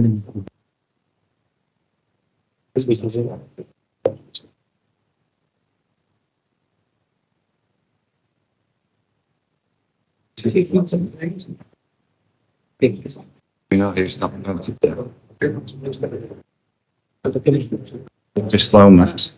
It's finished. And I did do. You might have lost it. Right. No, I definitely voted for. Councillor Trafford. Yeah.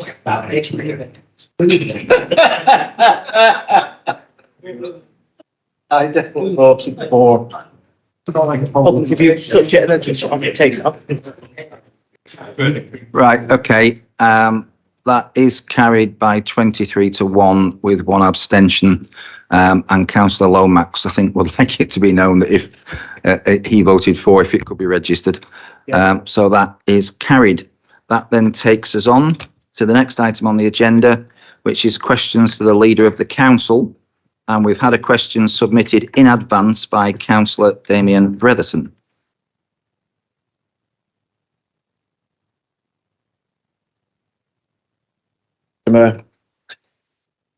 At the last council meeting on the 23rd of November, I felt heartwarmed to hear the leader refer to the Housing and Communities Minister, Michael Gove, and the letter he sent to local authorities to do everything in their power to ensure the highest quality of housing standards. Can the leader give equal praise to the Shadow Housing Secretary, Lisa Nandy's support for a council house tenant's right to buy their home?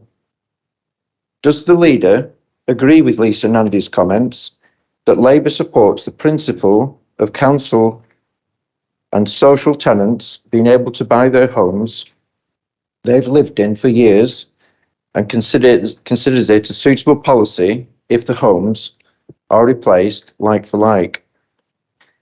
Does the leader agree with me that it would be prudent for councils to build high standard homes at a cost at least equal to the end value, so if the need came to replace them in the event the tenant exercised their right to buy, councils would not suffer a financial loss? And the reason why I asked that question, I was slightly confused at last council meeting to hear Councillor Tomlinson say that he was dead against council house tenants having a right to buy their homes. I'd just like some clarity. Thank you. Councillor Foster. I don't recall Councillor Tomlinson saying that, but never mind. Thanks for the advanced one of the question to Councillor Bretherton. You won't be surprised to know that you've slightly misquoted Lisa Nandy. Lisa Nandy does not support in any way the current Thatcher legacy policy of the right to buy, which has single-handedly created the huge lack of affordable rented social homes in this country. As I said to you before, Councillor Bretherton, the evidence supports that, and that's what we work on, evidence. The Labour Party policy is that the current Thatcher legacy is not supported and will be repealed under a new Labour government in 18 months' time. The Labour Party is then looking at a new policy, Mayor, where there is some form of right to buy, but at market value on the proviso that every property has a legal obligation to be replaced like for like, not the current policy. And do I agree that it would be prudent for councils to build high standard homes? Yes, I most certainly do. Thank you, Mayor. Would you like to ask a supplementary? Thank you. Can the leader agree with the recent interview that Lisa Nandy gave with the iNews that was reported in December? She said, under former leader Jeremy Corbyn, Labour had pledged to end the right to buy scheme. But under Sir Keir Starmer's stewardship, that's no longer the case. Labour supports the principle of council and social tenants being able to buy the homes they've lived in for years and consider it a sustainable policy if the homes are replaced like for like. That's the first time. Thank you.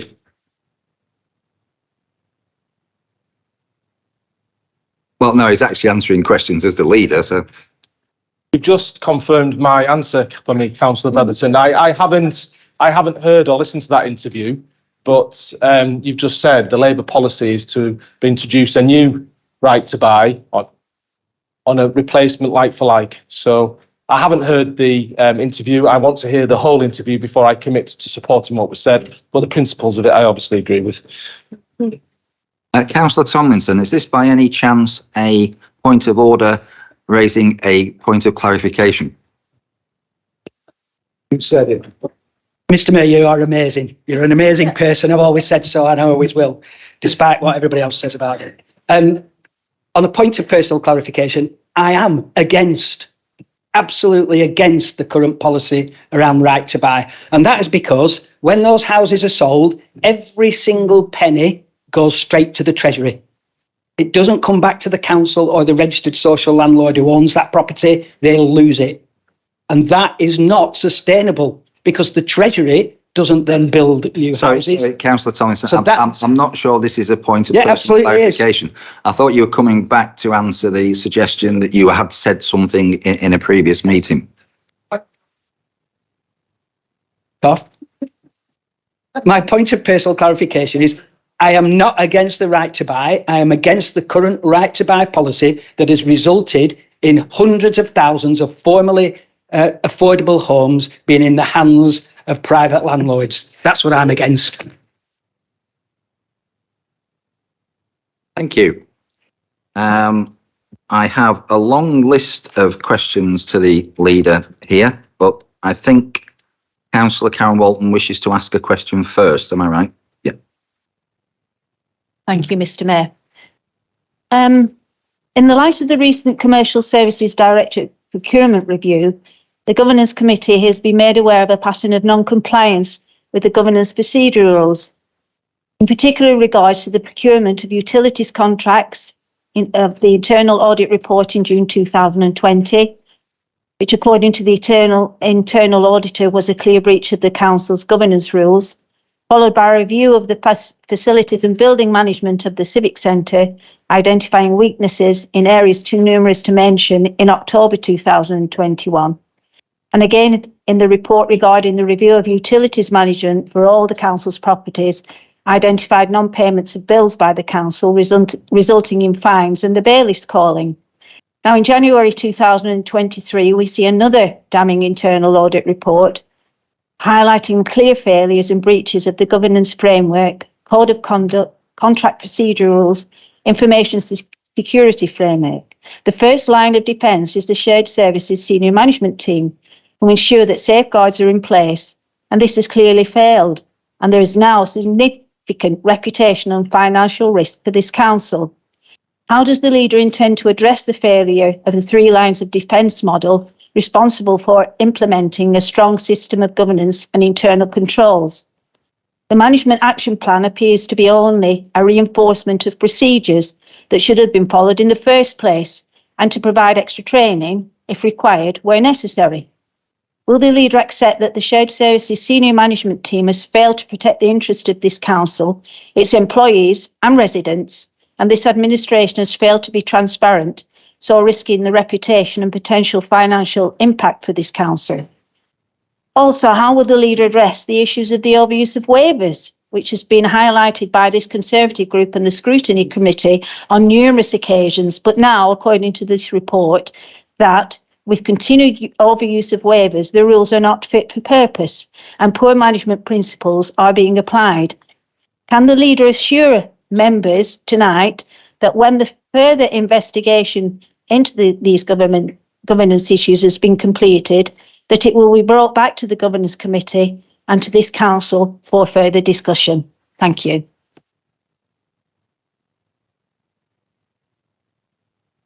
As the leader of the opposition, Councillor Walton, if you'd put that in writing to give me an opportunity to address the many points you make, but there are a number of irregularities in what you've just said and a number of untruths, Councillor Walton. Firstly, this administration is the most transparent this council has ever had. Every single decision is published and every single adverse audit report is sent to the Governance Committee. You mentioned some audit reports there, Councillor Walton, that were reviewed by the Governance Committee over 2 years ago, and you haven't felt it fit to ask me questions about that in Council, nor did your members on the Governance Committee feel it fit to report back because those issues were dealt with. You've also just mixed up a raft of issues, Councillor Walton, that are absolutely nothing to do with the governance arrangements of this council. If you care to write to me formally, I will address every single point in your question. However, I will not accept criticism of the senior management team of this council. The policies and procedures of this council are robust and sound. And yes, one or two individuals may or may not have followed those policies, but because of the robust procedures that are in place, they have been found.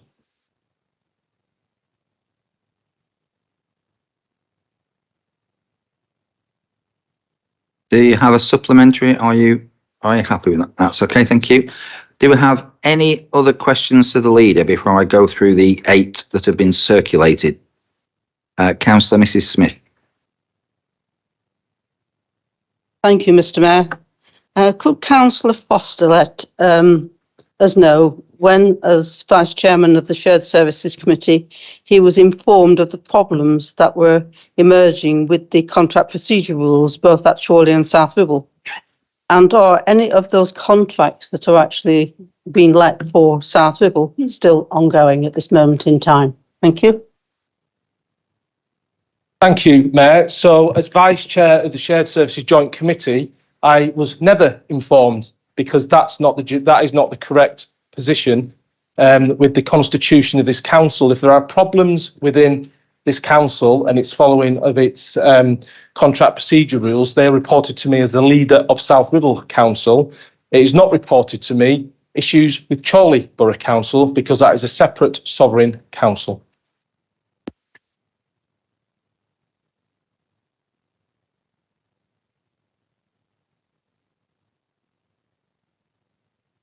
There are certainly, I don't want to go into the details of the report because I don't think that is appropriate at this point in time. I think there will be another place for that. But certainly, listening to various comments that have been made, it would appear that these irregularities, I'll put it that way, or the contract procedure rules that have been broken have certainly been going on for quite some time. And therefore, I ask the question again, when did Councillor Foster know that these processes were not being complied with? So, Mayor, I think Councillor Mrs. Smith is actually referring to the audit report that the other questions are laid in front of us. I will seek some clarification on that because I'll answer Mrs. Smith when I answer everybody else, if that's okay, Mayor.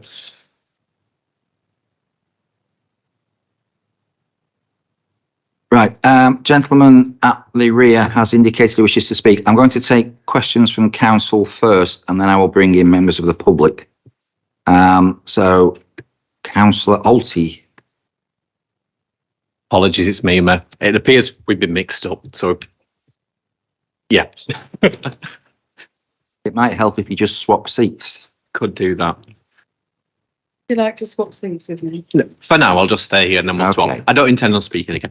Would the leader agree with me, particularly following the discussion we're currently having on governance, that it is important for councillors to maintain the public confidence and trust of the role and to fulfil legal requirements by declaring all of their disclosable interests on the appropriate register in line with both the council's Code of Conduct and the Localism Act? Yes. Do we have a follow-up? Thank you, Mr. Mayor.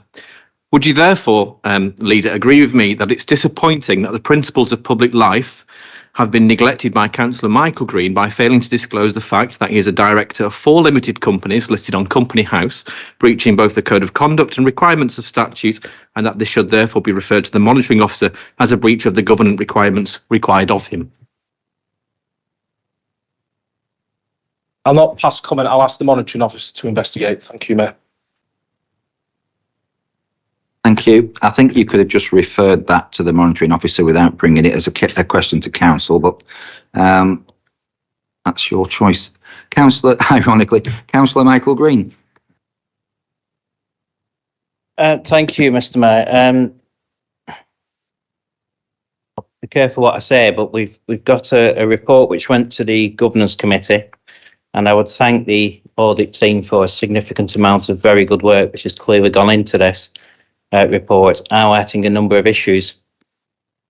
But that report highlights issues which cause me significant concern as a long-standing member of this council. There is potential that there is fraud that may or may not have taken place. There's potential breaches of data, systemic business failings, and potential law breaking in terms of a number of contracts. My question, therefore, is Councillor Foster's just referred to being a transparent council, and I'm somewhat concerned that this report hasn't been brought formally to the attention of all 50 members of this council. We are all members of the council. It's only gone to the Governance Committee. Yes, we do have access to the reports, but it could have gone to all councillors and we could have been brought into the loop, rather like our partners in Chorley did, where the leader of the council asked for it to be included as an urgent item onto a council agenda last night. But in actual fact, in our case, it went to our Governance Committee over 2 weeks ago. So there's been more than enough time to get it on the council agenda in the normal way so that members could be briefed. We could consider all the facts in some detail and see exactly the size of the problem that we are facing as a council, rather than trying to minimise it in some way, because I don't think this is a matter which should be minimised. It needs to be taken head on and dealt with in a serious fashion. So the question is, why was this not formally put as an agenda item this evening? But also, what relevant information to the matters contained within the reports which went to the Governance Committee is Councillor Foster, members of the current Cabinet and our officers aware of, which are not contained in that report? Is there additional information? And if so, when will that be shared with the 50 members of this authority? Thank you, Mr. Mayor. So, Mayor, I would say to all members opposite to start being very, very careful in the comments that you are making.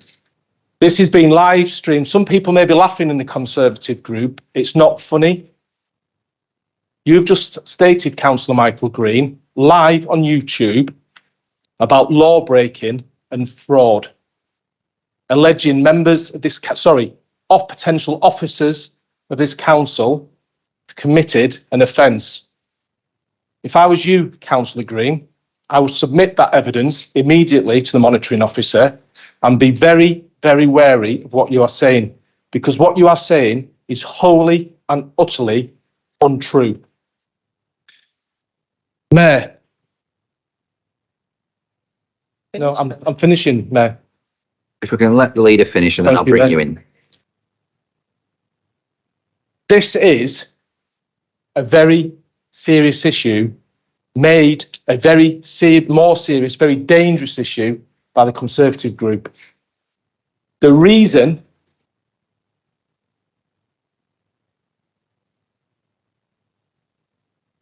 Sorry, Councillor Thirlborn, can you please stop? We're not having shouting across the chamber. If you wish to ask a question, you can indicate to do so. Councillor Foster, please carry on. Thank you, Mayor. The Conservative group have been briefed by Councillor Smith and Councillor Walton.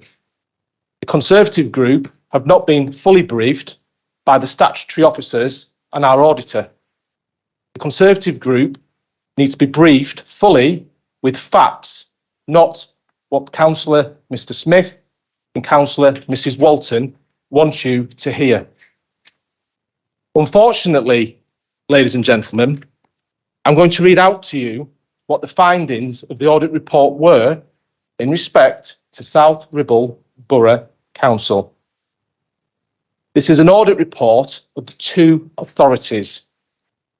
Over 90% of the findings in the report are in reference and direct reference to Chorley Borough Council.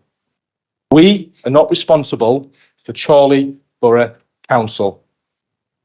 A lot of the issues that are raised within the report actually took place before the shared services of the commercial team was actually approved by this council, and they were working together. If I may, Mayor, I'm going to read out what this report says about South Ribble. Decisions to appoint Consultant X at South Ribble Council have been made openly and transparently through Cabinet reports and executive member decisions. However, there is evidence of minor process failures. Ladies and gentlemen, what the auditor found, the auditor is here and can confirm this, was that there was two procurements, project procurements within South Ribble, both of which should have had a legal waiver signed. There's only one waiver signed to cover the two projects. That is what the failing in this authority was and is being addressed. The other failings, Mayor, and I'm going to come on to the questions that they raise and answer them individually and then also write to all members. The overwhelming majority have absolutely nothing to do with South Ribble Borough Council. And you may laugh, Councillor Walton, I'm going to encourage Councillor Walton that all members of the Conservative group, or members of the council in fact, come back to this chamber and are briefed by our auditor and by the statutory officers. And perhaps then, just perhaps then, you'll properly understand what the facts are, not what Councillor Mr. Smith wants you to believe. Thank you. Councillor Green, you wish to come back with a point of personal explanation? I'd rather let the cat out of the bag now, I'm fine. If it's fair for one, it's fair for everybody. So go ahead. Thank you very much, Mr. Mayor. Yes, it was just regard to the points about fraud and crimes. I made it very clear that I said potentially and possible. And I did not name any individuals, Councillor Foster. Would you like to ask a supplementary? No. Right. Okay. Thank you.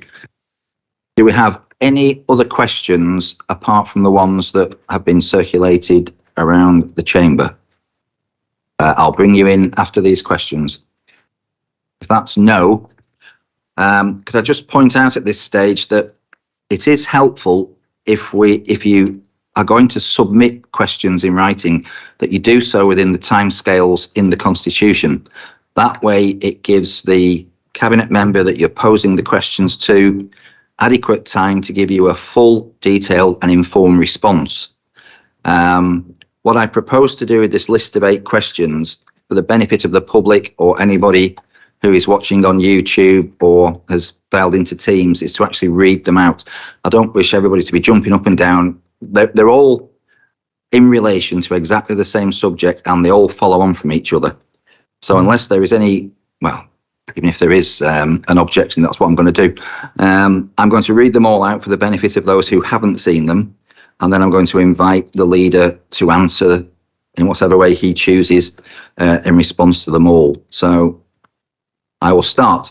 The first question I have has been submitted by Councillor Julie Buttery.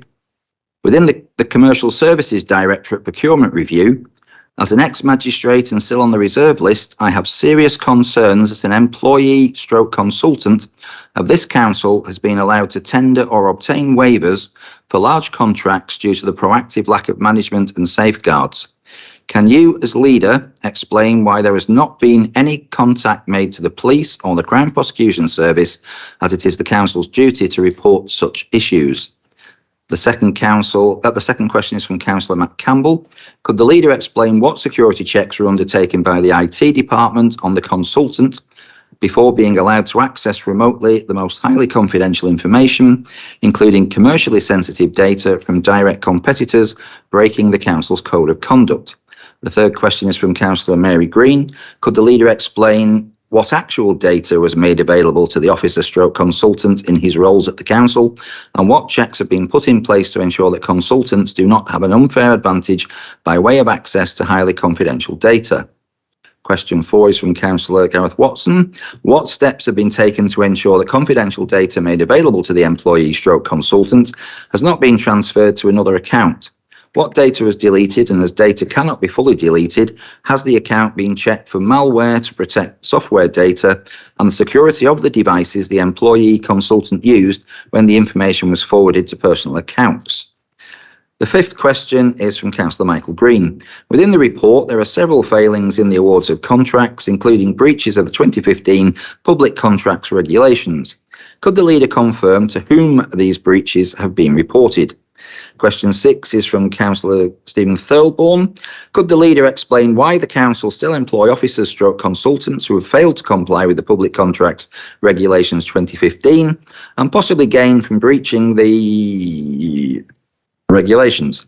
The public perception of the failure to ensure that adequate safeguards are in place is a serious risk to the reputation of this council. Question 7. Right, okay. Question 7 is from Councillor Karen Walton.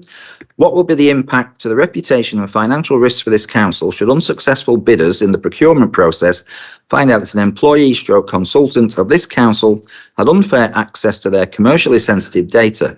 Does the leader think it is a good idea for any employee to set up their own business, still working on contracts while still working for the council? And finally, I've got a name on this one. Right, could somebody tell me who asked question 8? It was Councillor Bretherton. Serious questions need to be answered concerning the whole governance of this council.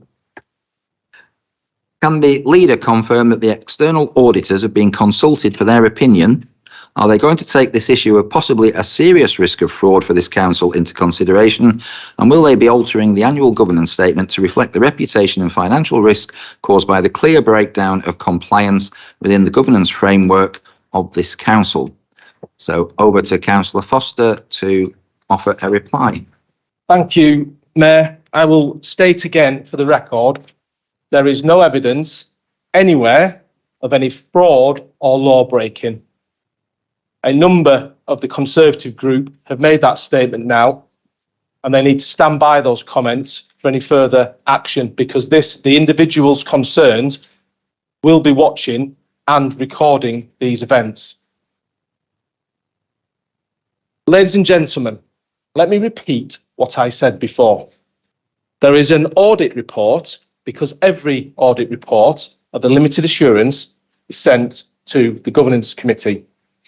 This council is transparent all the time about all the decisions that are made and the audits, and all members have access. The council's constitution is that these audit reports are sent to the Governance Committee. It is the Governance Committee that are constituted by this council to ensure our governance arrangements are robust. Decisions to appoint Consultant X at South Ribble Council have been made openly and transparently through cabinet reports and executive member decisions. However, there is evidence of minor process failures. Let me remind all members of the council, this is a report that is predominantly referring to Chorley Borough Council. The issues that the auditor raised, and she sat there, refer to 2 procurements for a consultant for 2 projects within South Ribble. The officers that were dealing with that within commercial services were supposed to get 2 waivers. They got 1. Therefore, what is not compliant with the contract procedure rules is that there is a waiver that wasn't sought. In the words of the auditor, not in the words of Paul Foster, in the words of the auditor, it's a minor process failure. Councillor Buttery, you state that you're an ex-magistrate and still on the reserve list. It is a shame that your declarations of interest don't show that, because you should have declared that interest to this council and the public. There has been no criminal activity, Councillor Buttery. Therefore, there is no requirement whatsoever for this council to approach the police or the Crown Prosecution Service. If there was any alleged criminal activity, Councillor Buttery, we would have reported it to the police. We don't have access to the Crown Prosecution Service. That's for the police. Watch security checks were undertaken by the IT department. We're on the consultant. There were none here because the consultant was employed and worked on the Chorley IT system. He had no access, they had no access to the South Ribble IT systems at all. They were working on the Chorley systems. Yes, that is true. There was data on the projects. You can flash that all you want. That is what you're stating is not true. They had no access. They had no access to the South Ribble IT systems. The data associated with the South Ribble projects was transferred across to the Chorley system. The Chorley team, I understand, it says within the report, did their own induction as to the IT systems in Chorley. And yes, there were failings there. That is nothing to do with me or this authority. Could the leader explain what actual data was made available to the consultant? The data that was made available to the consultant was the data associated with the projects the consultant was working on for South Ribble Borough Council, working from Chorley.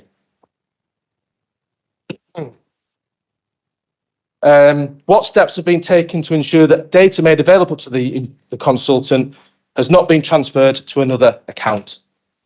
I don't know. I am not in control of the Chorley IT system. That is a question for the Chorley leader. Within the project reports, there are several failings in the award of contracts, including breaches with the public contracts regulations. Within the report, 90% of the failings are that of Chorley Borough Council, not of South Ribble. I repeat, there is evidence of minor process failures, 2 things in South Ribble. Could the leader explain why the council still employs consultants who have failed to comply with the public contract regulations? Unfortunately, ladies and gentlemen, this is again where the Conservative group are wrong. It's not the consultant who failed to follow the public procurement regulations. It was the officers within the commercial services team that appointed them.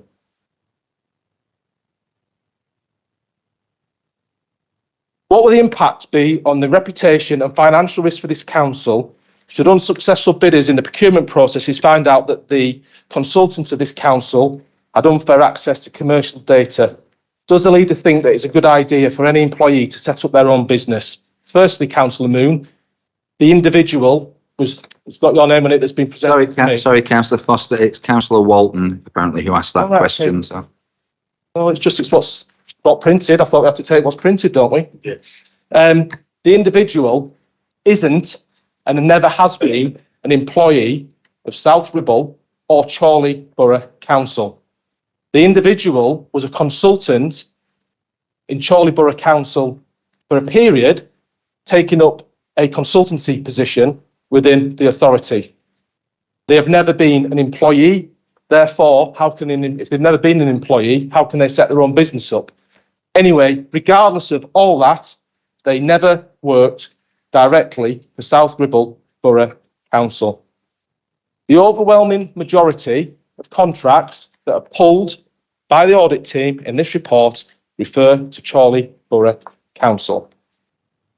The consultants themselves were also did not win all the tenders that they bid for within this authority. They won some, they failed to win others. Serious questions need to be answered, this says, about the whole governance of this council. No, it does not. The auditor states in her report that this council and the decisions that were made have been made openly and transparent through cabinet reports and executive member decisions, although there is evidence of minor process failures. Unfortunately, ladies and gentlemen, there's an election in May, and somebody in the Conservative group is trying to make hay and make issues that are just not true. I urge all members of the Conservative group to join me and my group, the Liberal Democrat group, and receive a full briefing on this audit report, which is a statement of fact, not what you have been told. And I will finally issue everyone within this council a warning. The reason that this report is confidential is that because it makes reference to individuals. Individuals, Mayor, that have already tonight live been accused of potential fraud and law breaking by the members opposite. Nowhere at all in that report does it ever mention fraud or law breaking, because it did not happen.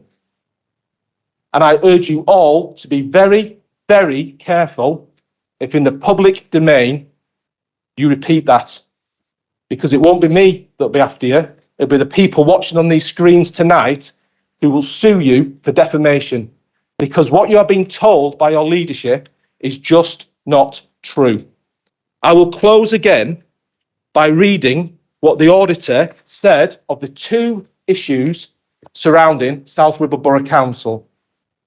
Decisions to appoint Consultant X at South Ribble Council have been made openly and transparently through Cabinet reports and executive member decisions.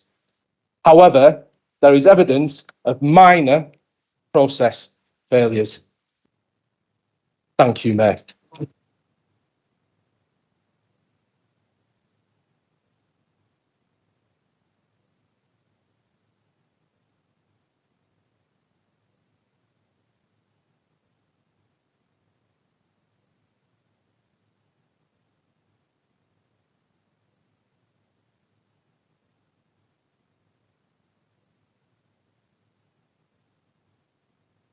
Sorry, Cliff, I can't hear what you're saying. Would you like to use a microphone? Right, okay.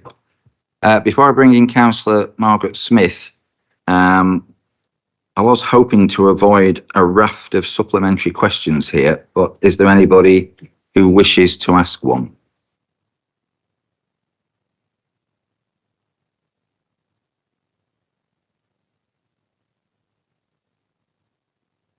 It's internal.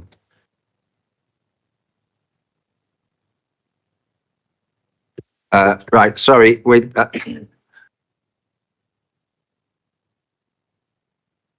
I will bring members of the public in later, but I can't have people just jumping up trying to clarify things when we're in a questions to cabinet members.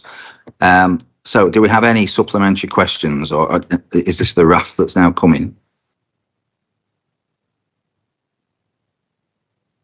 Why I put my light on? Well, I'm not, because I'm not sure that you asked any of these questions.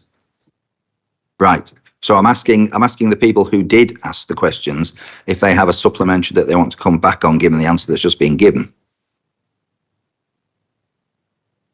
Right. I've got Councillor Walton and Councillor Buttery. So Councillor Walton first. Thank you, Mr. Mayor. In response to some of the things that have been said tonight, there was an item I brought up at Scrutiny about someone who was working at the Leyland town deal. And I asked the officer about their roles, and if you care to look, I'm not naming any names, but it was clear that people are still working for this council.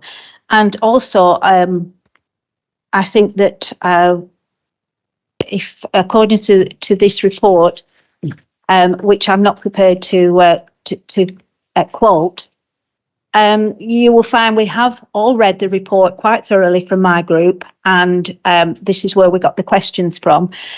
And I would just like to bring you to attention on page 31 of the report, and it just says that failure by management to ensure safeguards are in place and operational means are there as a significant reputational risk exposure for both councils, and that the council's confidential data has been compromised. So I think when you said that it isn't, it's only a minor issue in South Ribble, I disagree with that. So please could you explain why it says that on the report?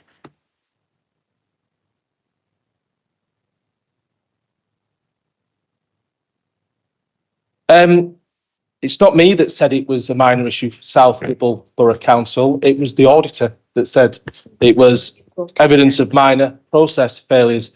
The reason that there is reputational damage to this authority is because we are guilty by association. We are guilty by association because of the shared service. We are guilty by association because of the comments of the Conservative group.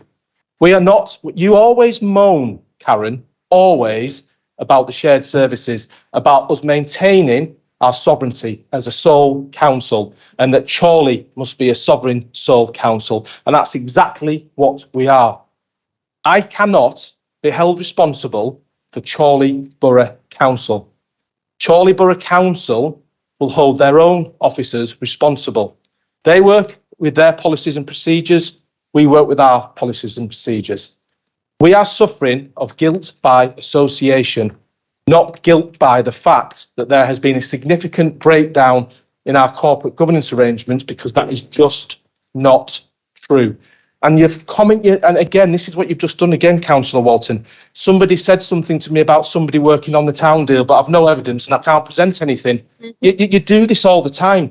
Write to me, provide me the evidence, but also show me within that audit report where there's any recommendations that this individual, this consultant, is working on other jobs and there's something wrong with that procurement, because there isn't, because the report doesn't say that. You might want the report to say that, Councillor Walton, but it doesn't say it. Show us the evidence and we will deal with it. There is reputational damage being caused to this council because of the association with Chorley in this respect.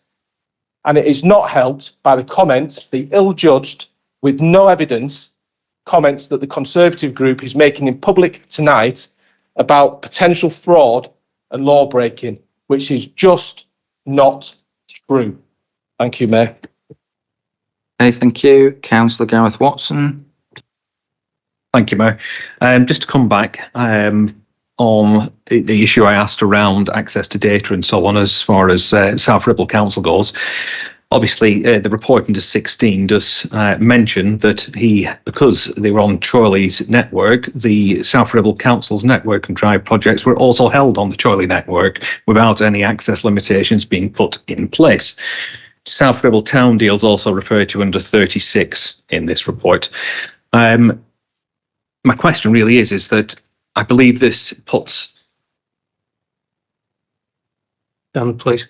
I do need to counsel caution. If you're going to, it is essential you keep the confidentiality of the people concerned, please. Referencing jobs does not do that, and it's happened a couple of times so far, and I just feel the need to step in. So can we talk in terms of contract, not individual pieces of work? It's only because the town deal had already been mentioned twice. Yeah, and I'm making the point, please stop. That's fine. I'm happy to do so.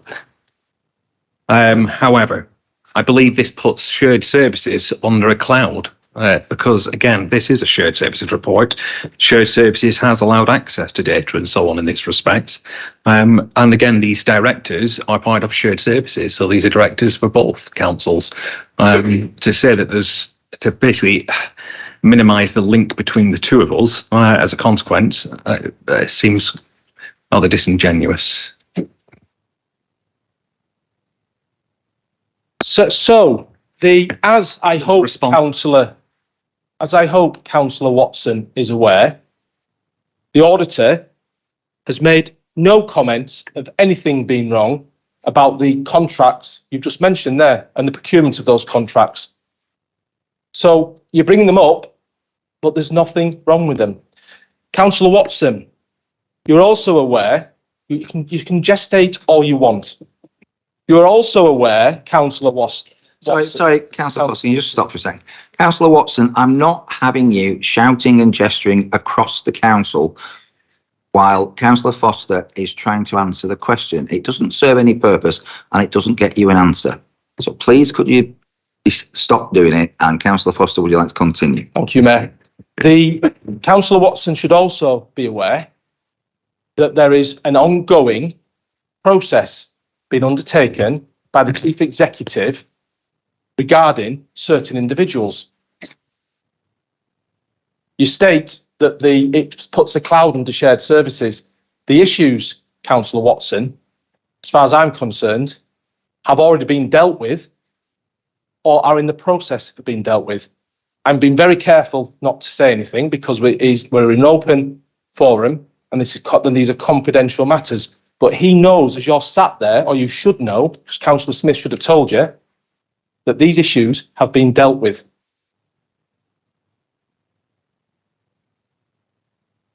Right, do I have Councillor Buttery? Thank you, Mr. Mayor. Just to point out, Councillor Foster, that it does say here ex-magistrate and non-reserve list. I am a retired magistrate and I am not on the reserve list, just to put the matter straight. I know it says it on there, but I am not. Right, sorry, Councillor Buttery. This was a supplementary question to the previous list. I think that was another point of personal clarification. It did. Do we have any other supplementary questions to this list of questions that have been put? Councillor Bretherton. Thank you, Mayor. Has Councillor Foster read point 53 and 55 of the audit report? It actually mentions that there have been several distinct breaches of the code of conduct of both authorities. That's both authorities. It also goes on to say that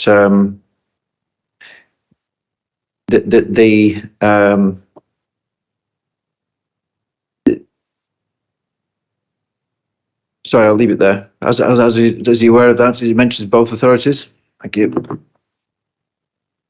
Again, Mayor, and I'm not willing to take any more questions on this because this is becoming rather difficult. Councillor Bretherton, the code of conduct is not for members, when it's in respect to officers, the members to get involved with. Your group historically has got in quite a lot of bother in interfering with officer disciplinaries, a lot of bother. As said before, Chief Executive and the monitoring officer have either dealt with the code of conduct issues across at Chorley or are in the process of dealing with the code of conduct issues at Chorley. Thank you.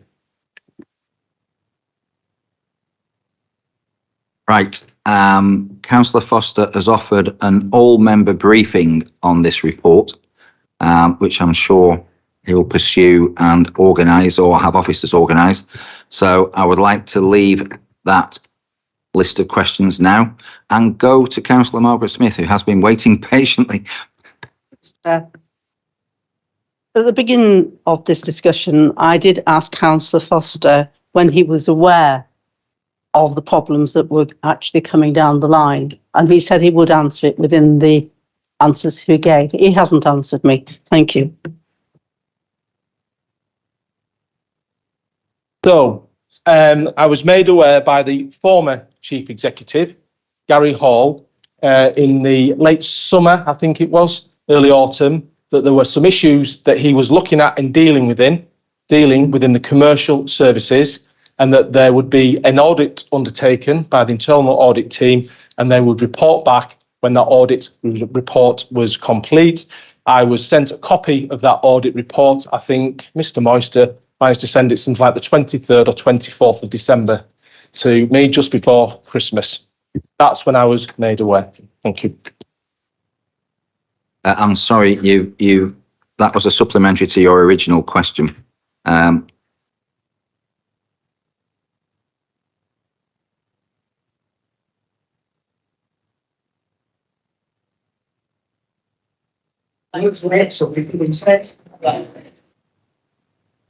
know what? Come on.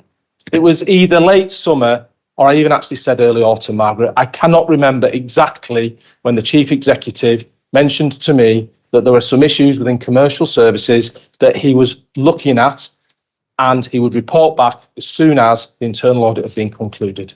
I can't remember the exact date. I apologise, Mayor. And we take it that it was in Q4. Councillor Alan Ogilvie. Thanks, Mr. Mayor. Could I just ask, in preparation for this briefing that we're going to get, could the internal auditor, and I want to congratulate her on the report that's been presented.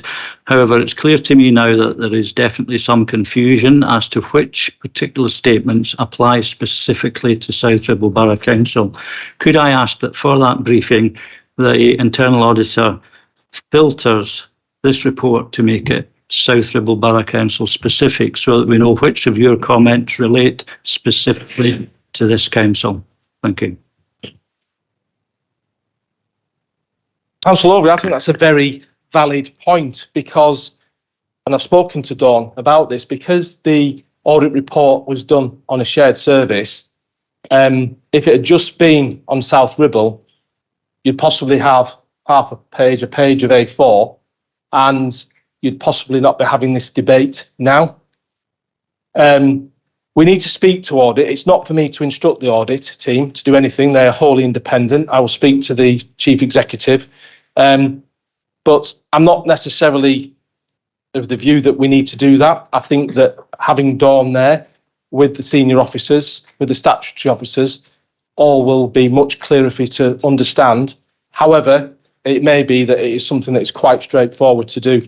And you know what, Alan, it might be very, very, very helpful. Thank you, Mayor. Right. Do we have any other questions to the leader from members of the council? In which case, we have a gentleman over on this side of the chamber who's been waiting very patiently. Member of the public, if you would like to ask a question.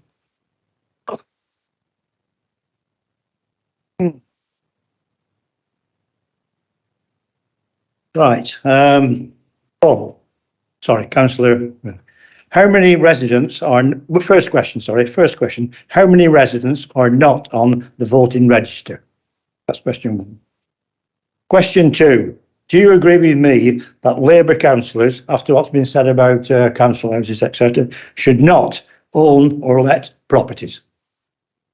Question three, you mentioned the auditor. Is the auditor, oh, it's a bit late this, I suppose. You mentioned the auditor is employed by SRBC. Should this not be more an external auditor? So there's no chance of people saying, she works for SRBC. Well, anyway.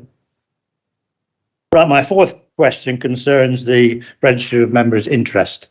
Somebody's brought this up tonight. Councillor Foster, do you agree with me that the register of members' interest is a vital document to ensure the public can ascertain the outside interests of councillors, which may have an effect on their decision processes? Yours is a very comprehensive one, may I say, Paul. 3 directorships of private companies. Capitalism is still alive and kicking. Paul, but there is a problem with 3 senior members of this council who seem not to have any outside interests, which I find very unusual.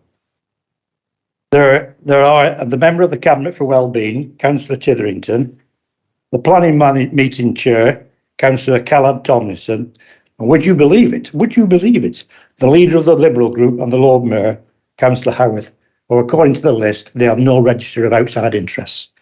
I cannot believe that. Do you agree with me that this situation must be investigated? Sorry, can I just stop you there? Because that is simply not true. So you're asking the leader a question of something that is factually incorrect. It's not the responsibility of the leader. If he wants to make a complaint, a standards complaint to me, then he can put it in writing in accordance with the procedure. Right, it's not appropriate to ask this question to the leader. If you wish to submit a complaint regarding members' declaration of interest, then you're entitled to do so to the monitoring officer. But it's not.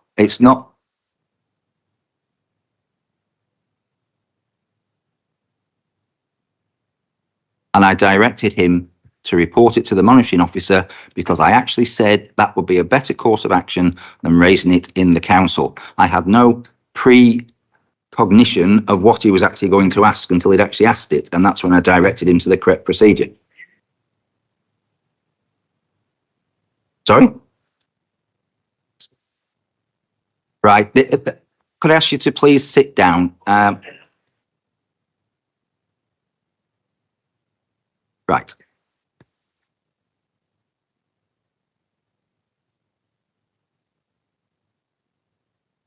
I'm actually aware, Mayor, that on the new website that there are one or two members whose interests haven't been uploaded by Democratic Services properly, and I know Democratic Services are looking at that. I'm absolutely acutely aware that all members declare their interests. The number of residents not on the electoral roll, Mr Derbyshire, I haven't got a clue, but I will ask Democratic Services if they've got any indication, and I'll be sure to let you know. I'll actually go around and see them and hand them on my leaflets when I'm reminding them. With regards to Labour members of the council owning more than one property, I don't do the politics of envy. That's entirely up to them. It sounds like envy to me, Councillor Derbyshire. I mean, Mr. Right, sorry, both of you, I'm not having a shouting match across the chamber. I've just said I'm not having a shouting match across the chamber. And if you continue, I will remove you. Councillor Foster, you want to continue? Yes, Mayor, I apologise. As to Labour members having more than one property, that is entirely their business. As for the independence of the auditor, we have external auditors appointed by council and internal auditors who are wholly independent of the authority and report directly in to the statutory officers. Our internal auditors determine their own work, and we have no influence whatsoever, nor do the senior management team of this council. And they also have a direct link in and reporting function to the governance committee and the chairman of the governance committee. If the internal auditor has any concerns, he or she would speak directly to the chief executive and or the chair of the governance committee.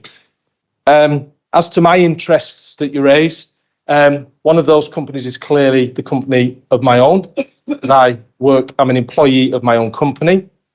I'm also a director of a company, since those that are interested in the provision of social homes and extra care schemes for our communities to live in. And I'm also a director of a company that is working on carbon neutrality and the development of a microwave boiler to replace gas boilers globally. I'm actually quite pleased that you mentioned that, Mr Derbyshire. Thank you.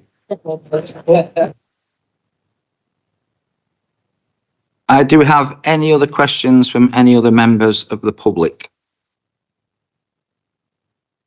No, in which case I'm now going to move on to questions to Cabinet members, and I'll take these in order. Questions for the Cabinet member, Health and Wellbeing, Councillor McTitherington.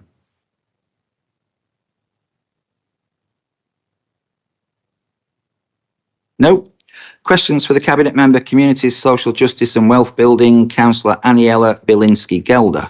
Councillor Karen Walton. Thank you, Mr Mayor. At the council meeting on the 23rd of November, I asked a question concerning a recent planning committee meeting then, where two young people who had indicated and applied to speak at the planning committee meeting concerning a planning application which affected where they lived. This application to speak was denied, and Councillor Bilinski-Gelder agreed to look into the detail and come back to me with an answer. And as of today, I've not received an answer, so I'm requesting again that the Cabinet member look into this issue and the reasons why the two young people were denied the right to speak at the council meeting, when, as members, always welcome any input from younger residents in the borough. Thank you. Thank you. Yeah, thanks for your question. I think the best thing to do is to ask the chair of planning to find out why he made that decision. Thank you.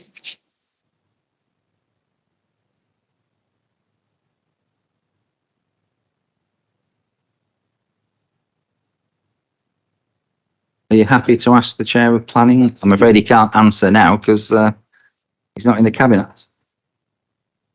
Planning, if you permit it, because he's not down as a... No, I said you can't ask it now. No.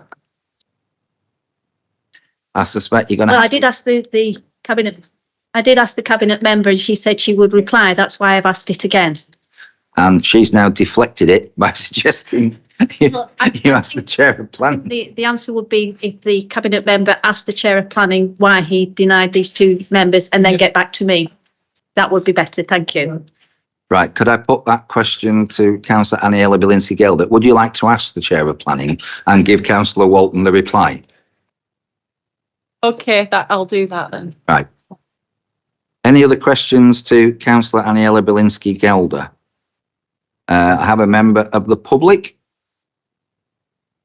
Good evening, everyone. I just want to ask the Cabinet member why there is a big difference between the standard of South Ribble website compared to Chorley website, as it was developed jointly at great expense to the council taxpayers. Chorley website has a lot more facilities that, if implemented at South Ribble, would reduce the number of calls needed to the gateway. When will we get a website that is fit for purpose? Number of times I reported error 404. The website's still full of the old telephone number that I approached Gary Hall about before he left in November. And there's quite a lot of documents that still got the old logo on.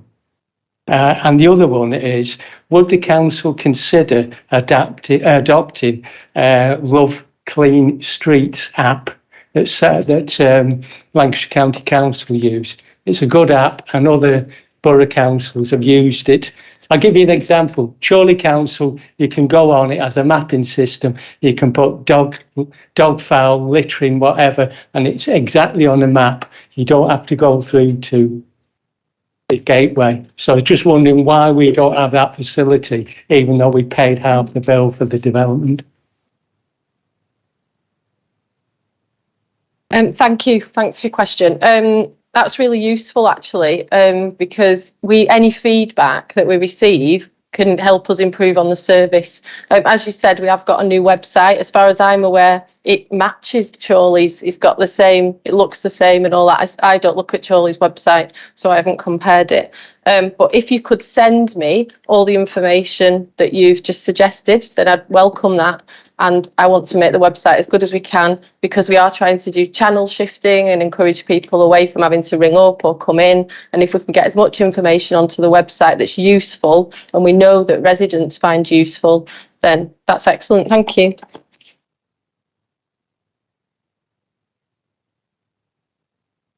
You developed a new website, Let's Get Out of Leyland, or Let's Visit Leyland, I don't know what it was called.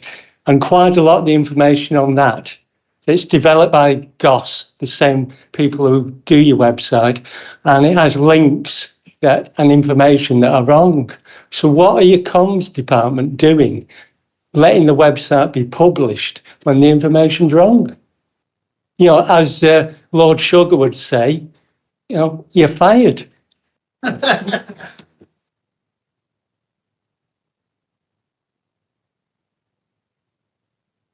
All I can say is that we'll look into it. That's all. Right, I'm afraid you have had your supplementary. You've got the assurance that it will be looked into. I can't give you a date when, but it would be useful if you submitted those very good comments and ideas that was in your original question. Do you have any other questions for Councillor Aniela Bilinski-Gelder? No, in which case I'm now moving on to the Cabinet Member for Finance, Property and Assets, Councillor Matthew Tomlinson. And we have another question already submitted in advance by Councillor Damien Bretherton. Thank you, Mayor. I'm asking basically the same questions I asked at the last council meeting. I didn't get the information through. I just thought it might be of interest to ask the question again. I put it in advance so it allowed time for the officers to prepare all the information that was needed. So at the last council meeting, 23rd of November, I asked for an update on the financial implications for the Mackenzie Arms development. A recent Homes England compliance audit on the Mackenzie Arms development referred to a pre-development valuation report. That was referring back to at the Cabinet meeting on the 13th of November 2019. The scheme was presented at a cost slightly more than £2 million, with an estimated end value of £1.34 million. The valuer, under the value for money section of their report, indicated a valuation gap of £705,000. As we know, since then, costs have risen to over £3 million. Can the Cabinet member report on what the completion cost will be, or what it will have been known to be, for the 15 homes, and an estimate of the new valuation gap? So we know roughly the costs have gone up from 2 million to over 3. I'm suspecting property prices locally have gone up 20%. I'm not sure. If you add 20% to £1.34 million, gives you an idea what the end value will be. Can the Cabinet member confirm that Sanderson Weatherall, that was the RICS registered valuer that did the original valuation, will he be invited back to revisit the site on completion of the project to provide a report on the valuation of the completed project and an update on the valuation gap? Thank you. Thank you. Thank you. Well, first of all, I have to apologise if there was any confusion, because I thought I'd said it would have been really useful if you put your question in writing, and you thought I'd said I would write to you. YouTube will prove one of us right and one of us wrong, but I apologise for that confusion. Mr. Mayor, here we are, 100 days from local elections. Labour councillors and election candidates are out in our communities every day, knocking on doors, volunteering at community centres, supporting food banks, and ensuring there are adequate warm spaces for all, as our residents face the worst cost of living crisis any of us can remember. We've been taking the opportunity to talk to people about the great things this council has been able to achieve over the last 4 years. Revitalising parks and playgrounds, holiday hunger schemes, community wealth building, wildflower meadows, planting 150,000 trees, freezing council tax for 3 of the last 4 years, and yes, building the first council houses this borough has seen in a generation. And Mr. Mayor, I've often wondered when I've been walking the streets, just what are Conservative candidates up to at the moment? What are the councillors doing? And tonight we've found out. They're dreaming up weird questions about the minutes of the last meeting. They're getting angry about things that are going on in Chorley. And in Councillor Bretherton's case, he's been browsing through LinkedIn. As the issue of the Mackenzie Arms development keep being brought to council, I thought this might be a good time to remind some of the members of its long and sometimes controversial history. The site was purchased in 2008 by the then Conservative administration under the leadership of Mrs. Smith, but then remained derelict until we took control of the council 11 long years later. In order to ensure some accuracy, I now want to quote from a report that was commissioned by this council as part of a scrutiny review into the Mackenzie Arms and was carried out by Lancashire County Council's internal audit team. The report made the following conclusions. The council has not been able to capitalise on the premium it paid for this site, £499,999, due to restrictions on its resale as the transfer to the council was negotiated between the council and the vendor. The negotiation of the contract and the terms of their drafting now present too great a financial risk for any future owners until 2032. Whilst the council clearly intended to achieve the regeneration of this site, any plans do not appear to have been adequately or effectively pursued in practice. Having recognised the risk to the council of progressing with this purchase, this was precisely the action the council then took. The process by which the decision to do so is not clear. I could go on, but finally, the problematic wording of the contract the council signed has effectively precluded the sale by this site to any other vendor until 2032. The Mackenzie Arms site represented a huge challenge to this council, tainted by poor decision making, by many of the people opposite, neglect, and the political paralysis of the previous administration. And yet we have risen to that challenge and have now built a housing development of which we can all be proud. I will take no lessons from anyone opposite of how we could have done this better. Now, your question that you read out, or you didn't read out, actually varied somewhat from the written question. There was only one question in the text that you sent me, and that was, would this site be valued when it's finished? And the answer to your question is yes. And it would have been anyway as part of the statutory accounts as a matter of course. The valuation required for the accounts will look at whether the development provides fair value for the existing use as social housing. We have nothing to hide or to be ashamed of. Perhaps some people in this chamber do. Finally, I'm sure the whole council will be pleased to hear that as the project draws to a close, we are now projecting an underspend of some £180,000. This is a great project of which we should all be rightly proud, and it's time you started nitpicking. Stopped.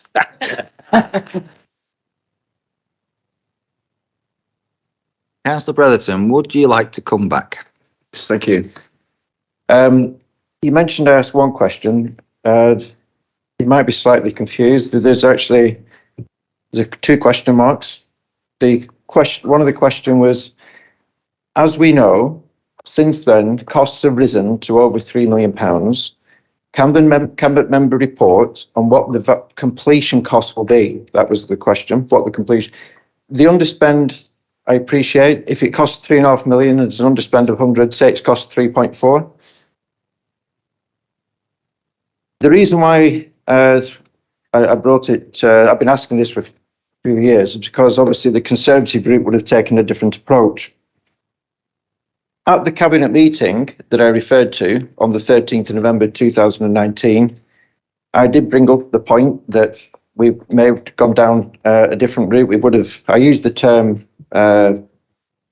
building more for the many, not the few, and members opposite laughed because it was a quote that Jeremy Corbyn used to make, and you all thought it was quite amusing. We'd like to build more for the same cost.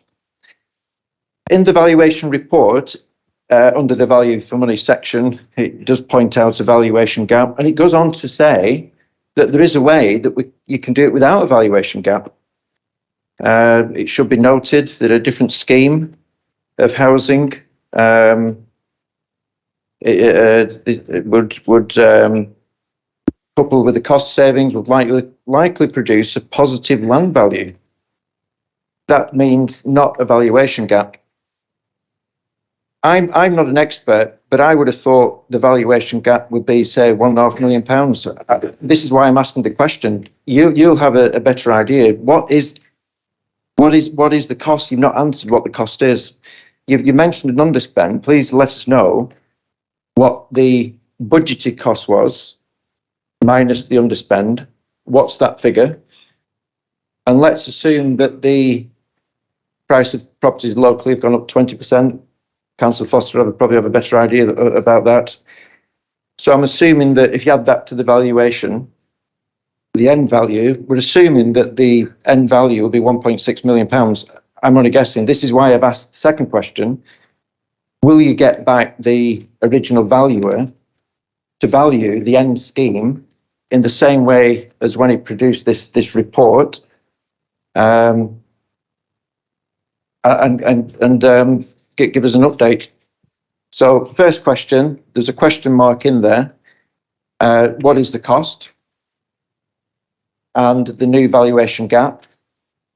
And the second question, will you get back the registered value? You might not have read the questions properly. I didn't fully understand why he was making the comments he did originally. All I was asking is those two questions, basically. Thank you. Thank you. I was merely trying to illustrate what a difficult site this has been to develop. So difficult that all we ever hear from your side is we were going to do that. You had 11 long years to do something. 11 years to do something with this site. And when we took control of this council, it was derelict partly being used as a car park for the garage repair shop next door. It's just taken you 10 minutes to ask me a supplementary. So, you know, and the answer to the questions, I've already said, this will be valued. You don't need to ask it for it to be valued. Will it be valued by the same people? No, because I'm not going to pay extra money from this council's finances to get someone else in to value it when it's already going to be valued as a part of our statutory accounts, but it will be valued. The second one, I told you it was going to be underspent. I assumed you were so all over this, you would have known exactly what the budget was. So I'm a bit surprised that you don't. The budget was 3.1 million and it's coming in at 2.8. So I hope that answers your questions. Councillor Margaret Smith. Thank you, Mr. Mayor. I hope you will indulge me because it isn't a question to the Cabinet Member for Finance and Assets. But as my name has been brought into this. Right. Are you raising a point of order so that you can have a point of personal explanation? Go ahead. If that is okay with you, Mr. Mayor, thank you. Oh, yeah. Stand up, son. Yes, that site was purchased in 2008. You're quite right on that. And it was purchased for a particular reason. And as you were on the council at the time, you know why it was purchased and you voted for it to be purchased, along with everybody else in that council. You can shake your head as much as you like, Councillor Titherington, but that is what happened. The whole council voted to buy that land. Yeah. As we know, as time went on, the developer who actually was developing behind it, which was behind the Humes Mill, decided to take a different route. And we were then left with that Mackenzie Arms site. And yes, it was difficult because of the way the negotiations of the officers of this particular council had negotiated with the vendor, which did constrain us. But you've been very particular and very narrow in how you've actually explained that to us all this evening, Councillor Tomlinson. And I will say to you, Councillor Tomlinson, that when I wasn't the leader, but in 2018, I was asked for a meeting to see what could be done. And I said at the time, it was very simple. There was money in the pot from the government at that time. I think there was 145,000. There was money that we could have got from Homes England, people like that. We had the site and it was to go to the development, and it was ready to go to development by about 2019. The scheme was changed when you came into power, which is fair enough. That's what you're entitled to do. But it has now taken you 4 years to actually develop that site out, which has taken an awful long time for somebody. And I'm not in the building industry, but there's a lot on your side who are, and I'm sure that they will confirm that this is quite a long time. The other thing I would just like to pick you up on, Councillor Tomlinson, you stand up and you say, this is the first council buildings for over a generation, I think you said. Council houses. Have you forgotten about Humes Mill? They're only round the corner. We own that land. We and the Progress Housing developed all those buildings. They are property that is owned, I know, was passed to Progress Housing. Nevertheless, we instigated that. And I remember Councillor Foster standing up and decrying the company that was going to build them. He said they were a scandal, an absolute scandal, the company that was going to build, and we shouldn't have gone nowhere near them. But we did, and we built it out, and we built some very nice properties there, I have to say. So when you're saying this is the first lot of council houses that has been built in the generation, you're not right. I had wished to correct you on that. Thank you. Right. I've given you your right of reply. Councillor Caleb Tomlinson, questions to the Cabinet Member for Finance. You're all right if I sit down, Mr. Mayor. It's a lot easier. Two questions, actually, Mr. Mayor. The first one is I have a distinct memory of being told we had to buy Mackenzie's site to access the new building development that was going where Wellsby Mill used to be. That is why I voted for it. It turns out it wasn't true. Is there a question in here? Well, I'm sorry, I'm talking to the cabinet member, former leader. Right, I've asked you all to stop. There's a ping pong table in the back if you really want to get into a game of it. Could you please stop shouting across the chamber, let members speak and let the cabinet member answer? Thank you. Okay, thank you, Mr. Mayor. So that's my first question. My second question is, was he as surprised of me when Councillor Bretherton stood up to ask his secondary question, half the back bench went home? Thank you, Mr. Mayor.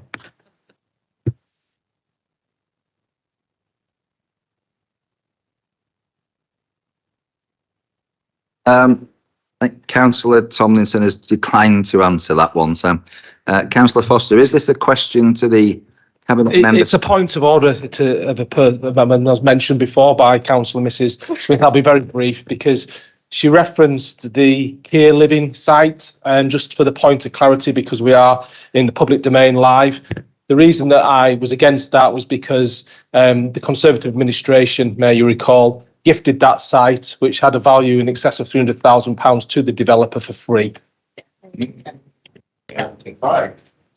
Right, can I just point out at this stage that where it is a point of order and a point of personal clarification, it's where a point that's been made has been misunderstood. It's not so you can just continue with the debate across the chamber. So do we have any other questions to the cabinet member for finance, property and assets from members of the council first? If that's no, I'll take the gentleman at the back.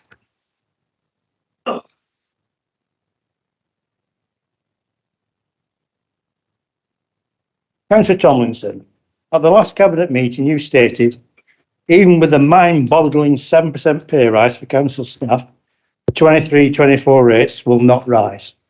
Though I applaud the no rise in the rates, I worry. There's a saying, you don't get out for an out. As you well know, there are many ways to balance the books. 1, slimming down the workforce, but still ensuring no deterioration of services. Or 2, using reserves to continue current expenditure. Or 3, borrowing. Or 4, or search out Labour's usual path, the magic money tree. Which will it be, Councillor?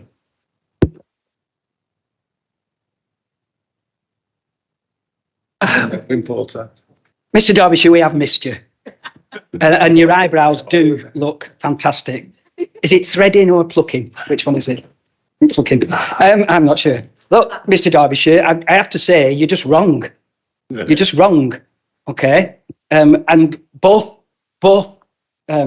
parties running this council have proved that you're wrong because you've missed out imaginative wage to save costs. You've missed out sharing services with Chorley. You've worked out transformation. You've missed out greater use of IT. There are a myriad. You've missed out being competent at running the damn place. Thank you. But so you're just wrong. You're wrong. And we've frozen council tax for 3 of the 4 years that we've been in charge. You give fleeting credit for that and then insinuate that we can't possibly continue to run the council. I'm sure I didn't use the phrase mind-boggling.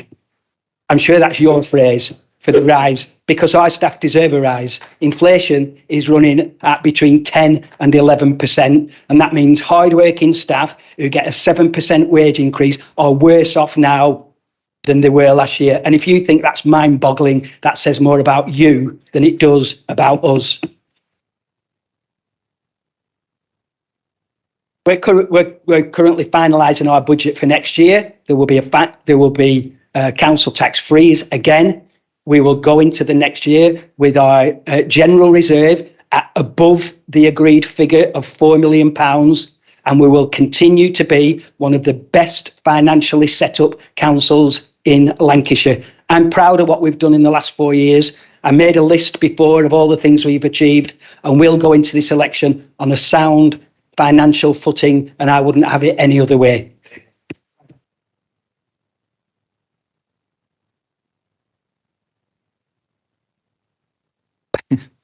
With trepidation, do you have a supplementary question? No, good. That then takes us up. Do we have any questions from other members of the public, first of all? No. Right, that then takes us to questions for the Cabinet Member Planning, Business Support and Regeneration, Councillor James Flannery.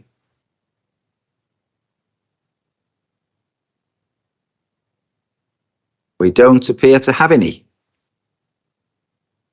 In which case, is that it? You sound surprised. Yes. Oh, that brings us to the end of the meeting. So if I could thank everybody for attending this evening, thank the members of the public for coming along. It's always good to see you, and to thank everybody who's tuned in on YouTube or Teams. Have a good journey home.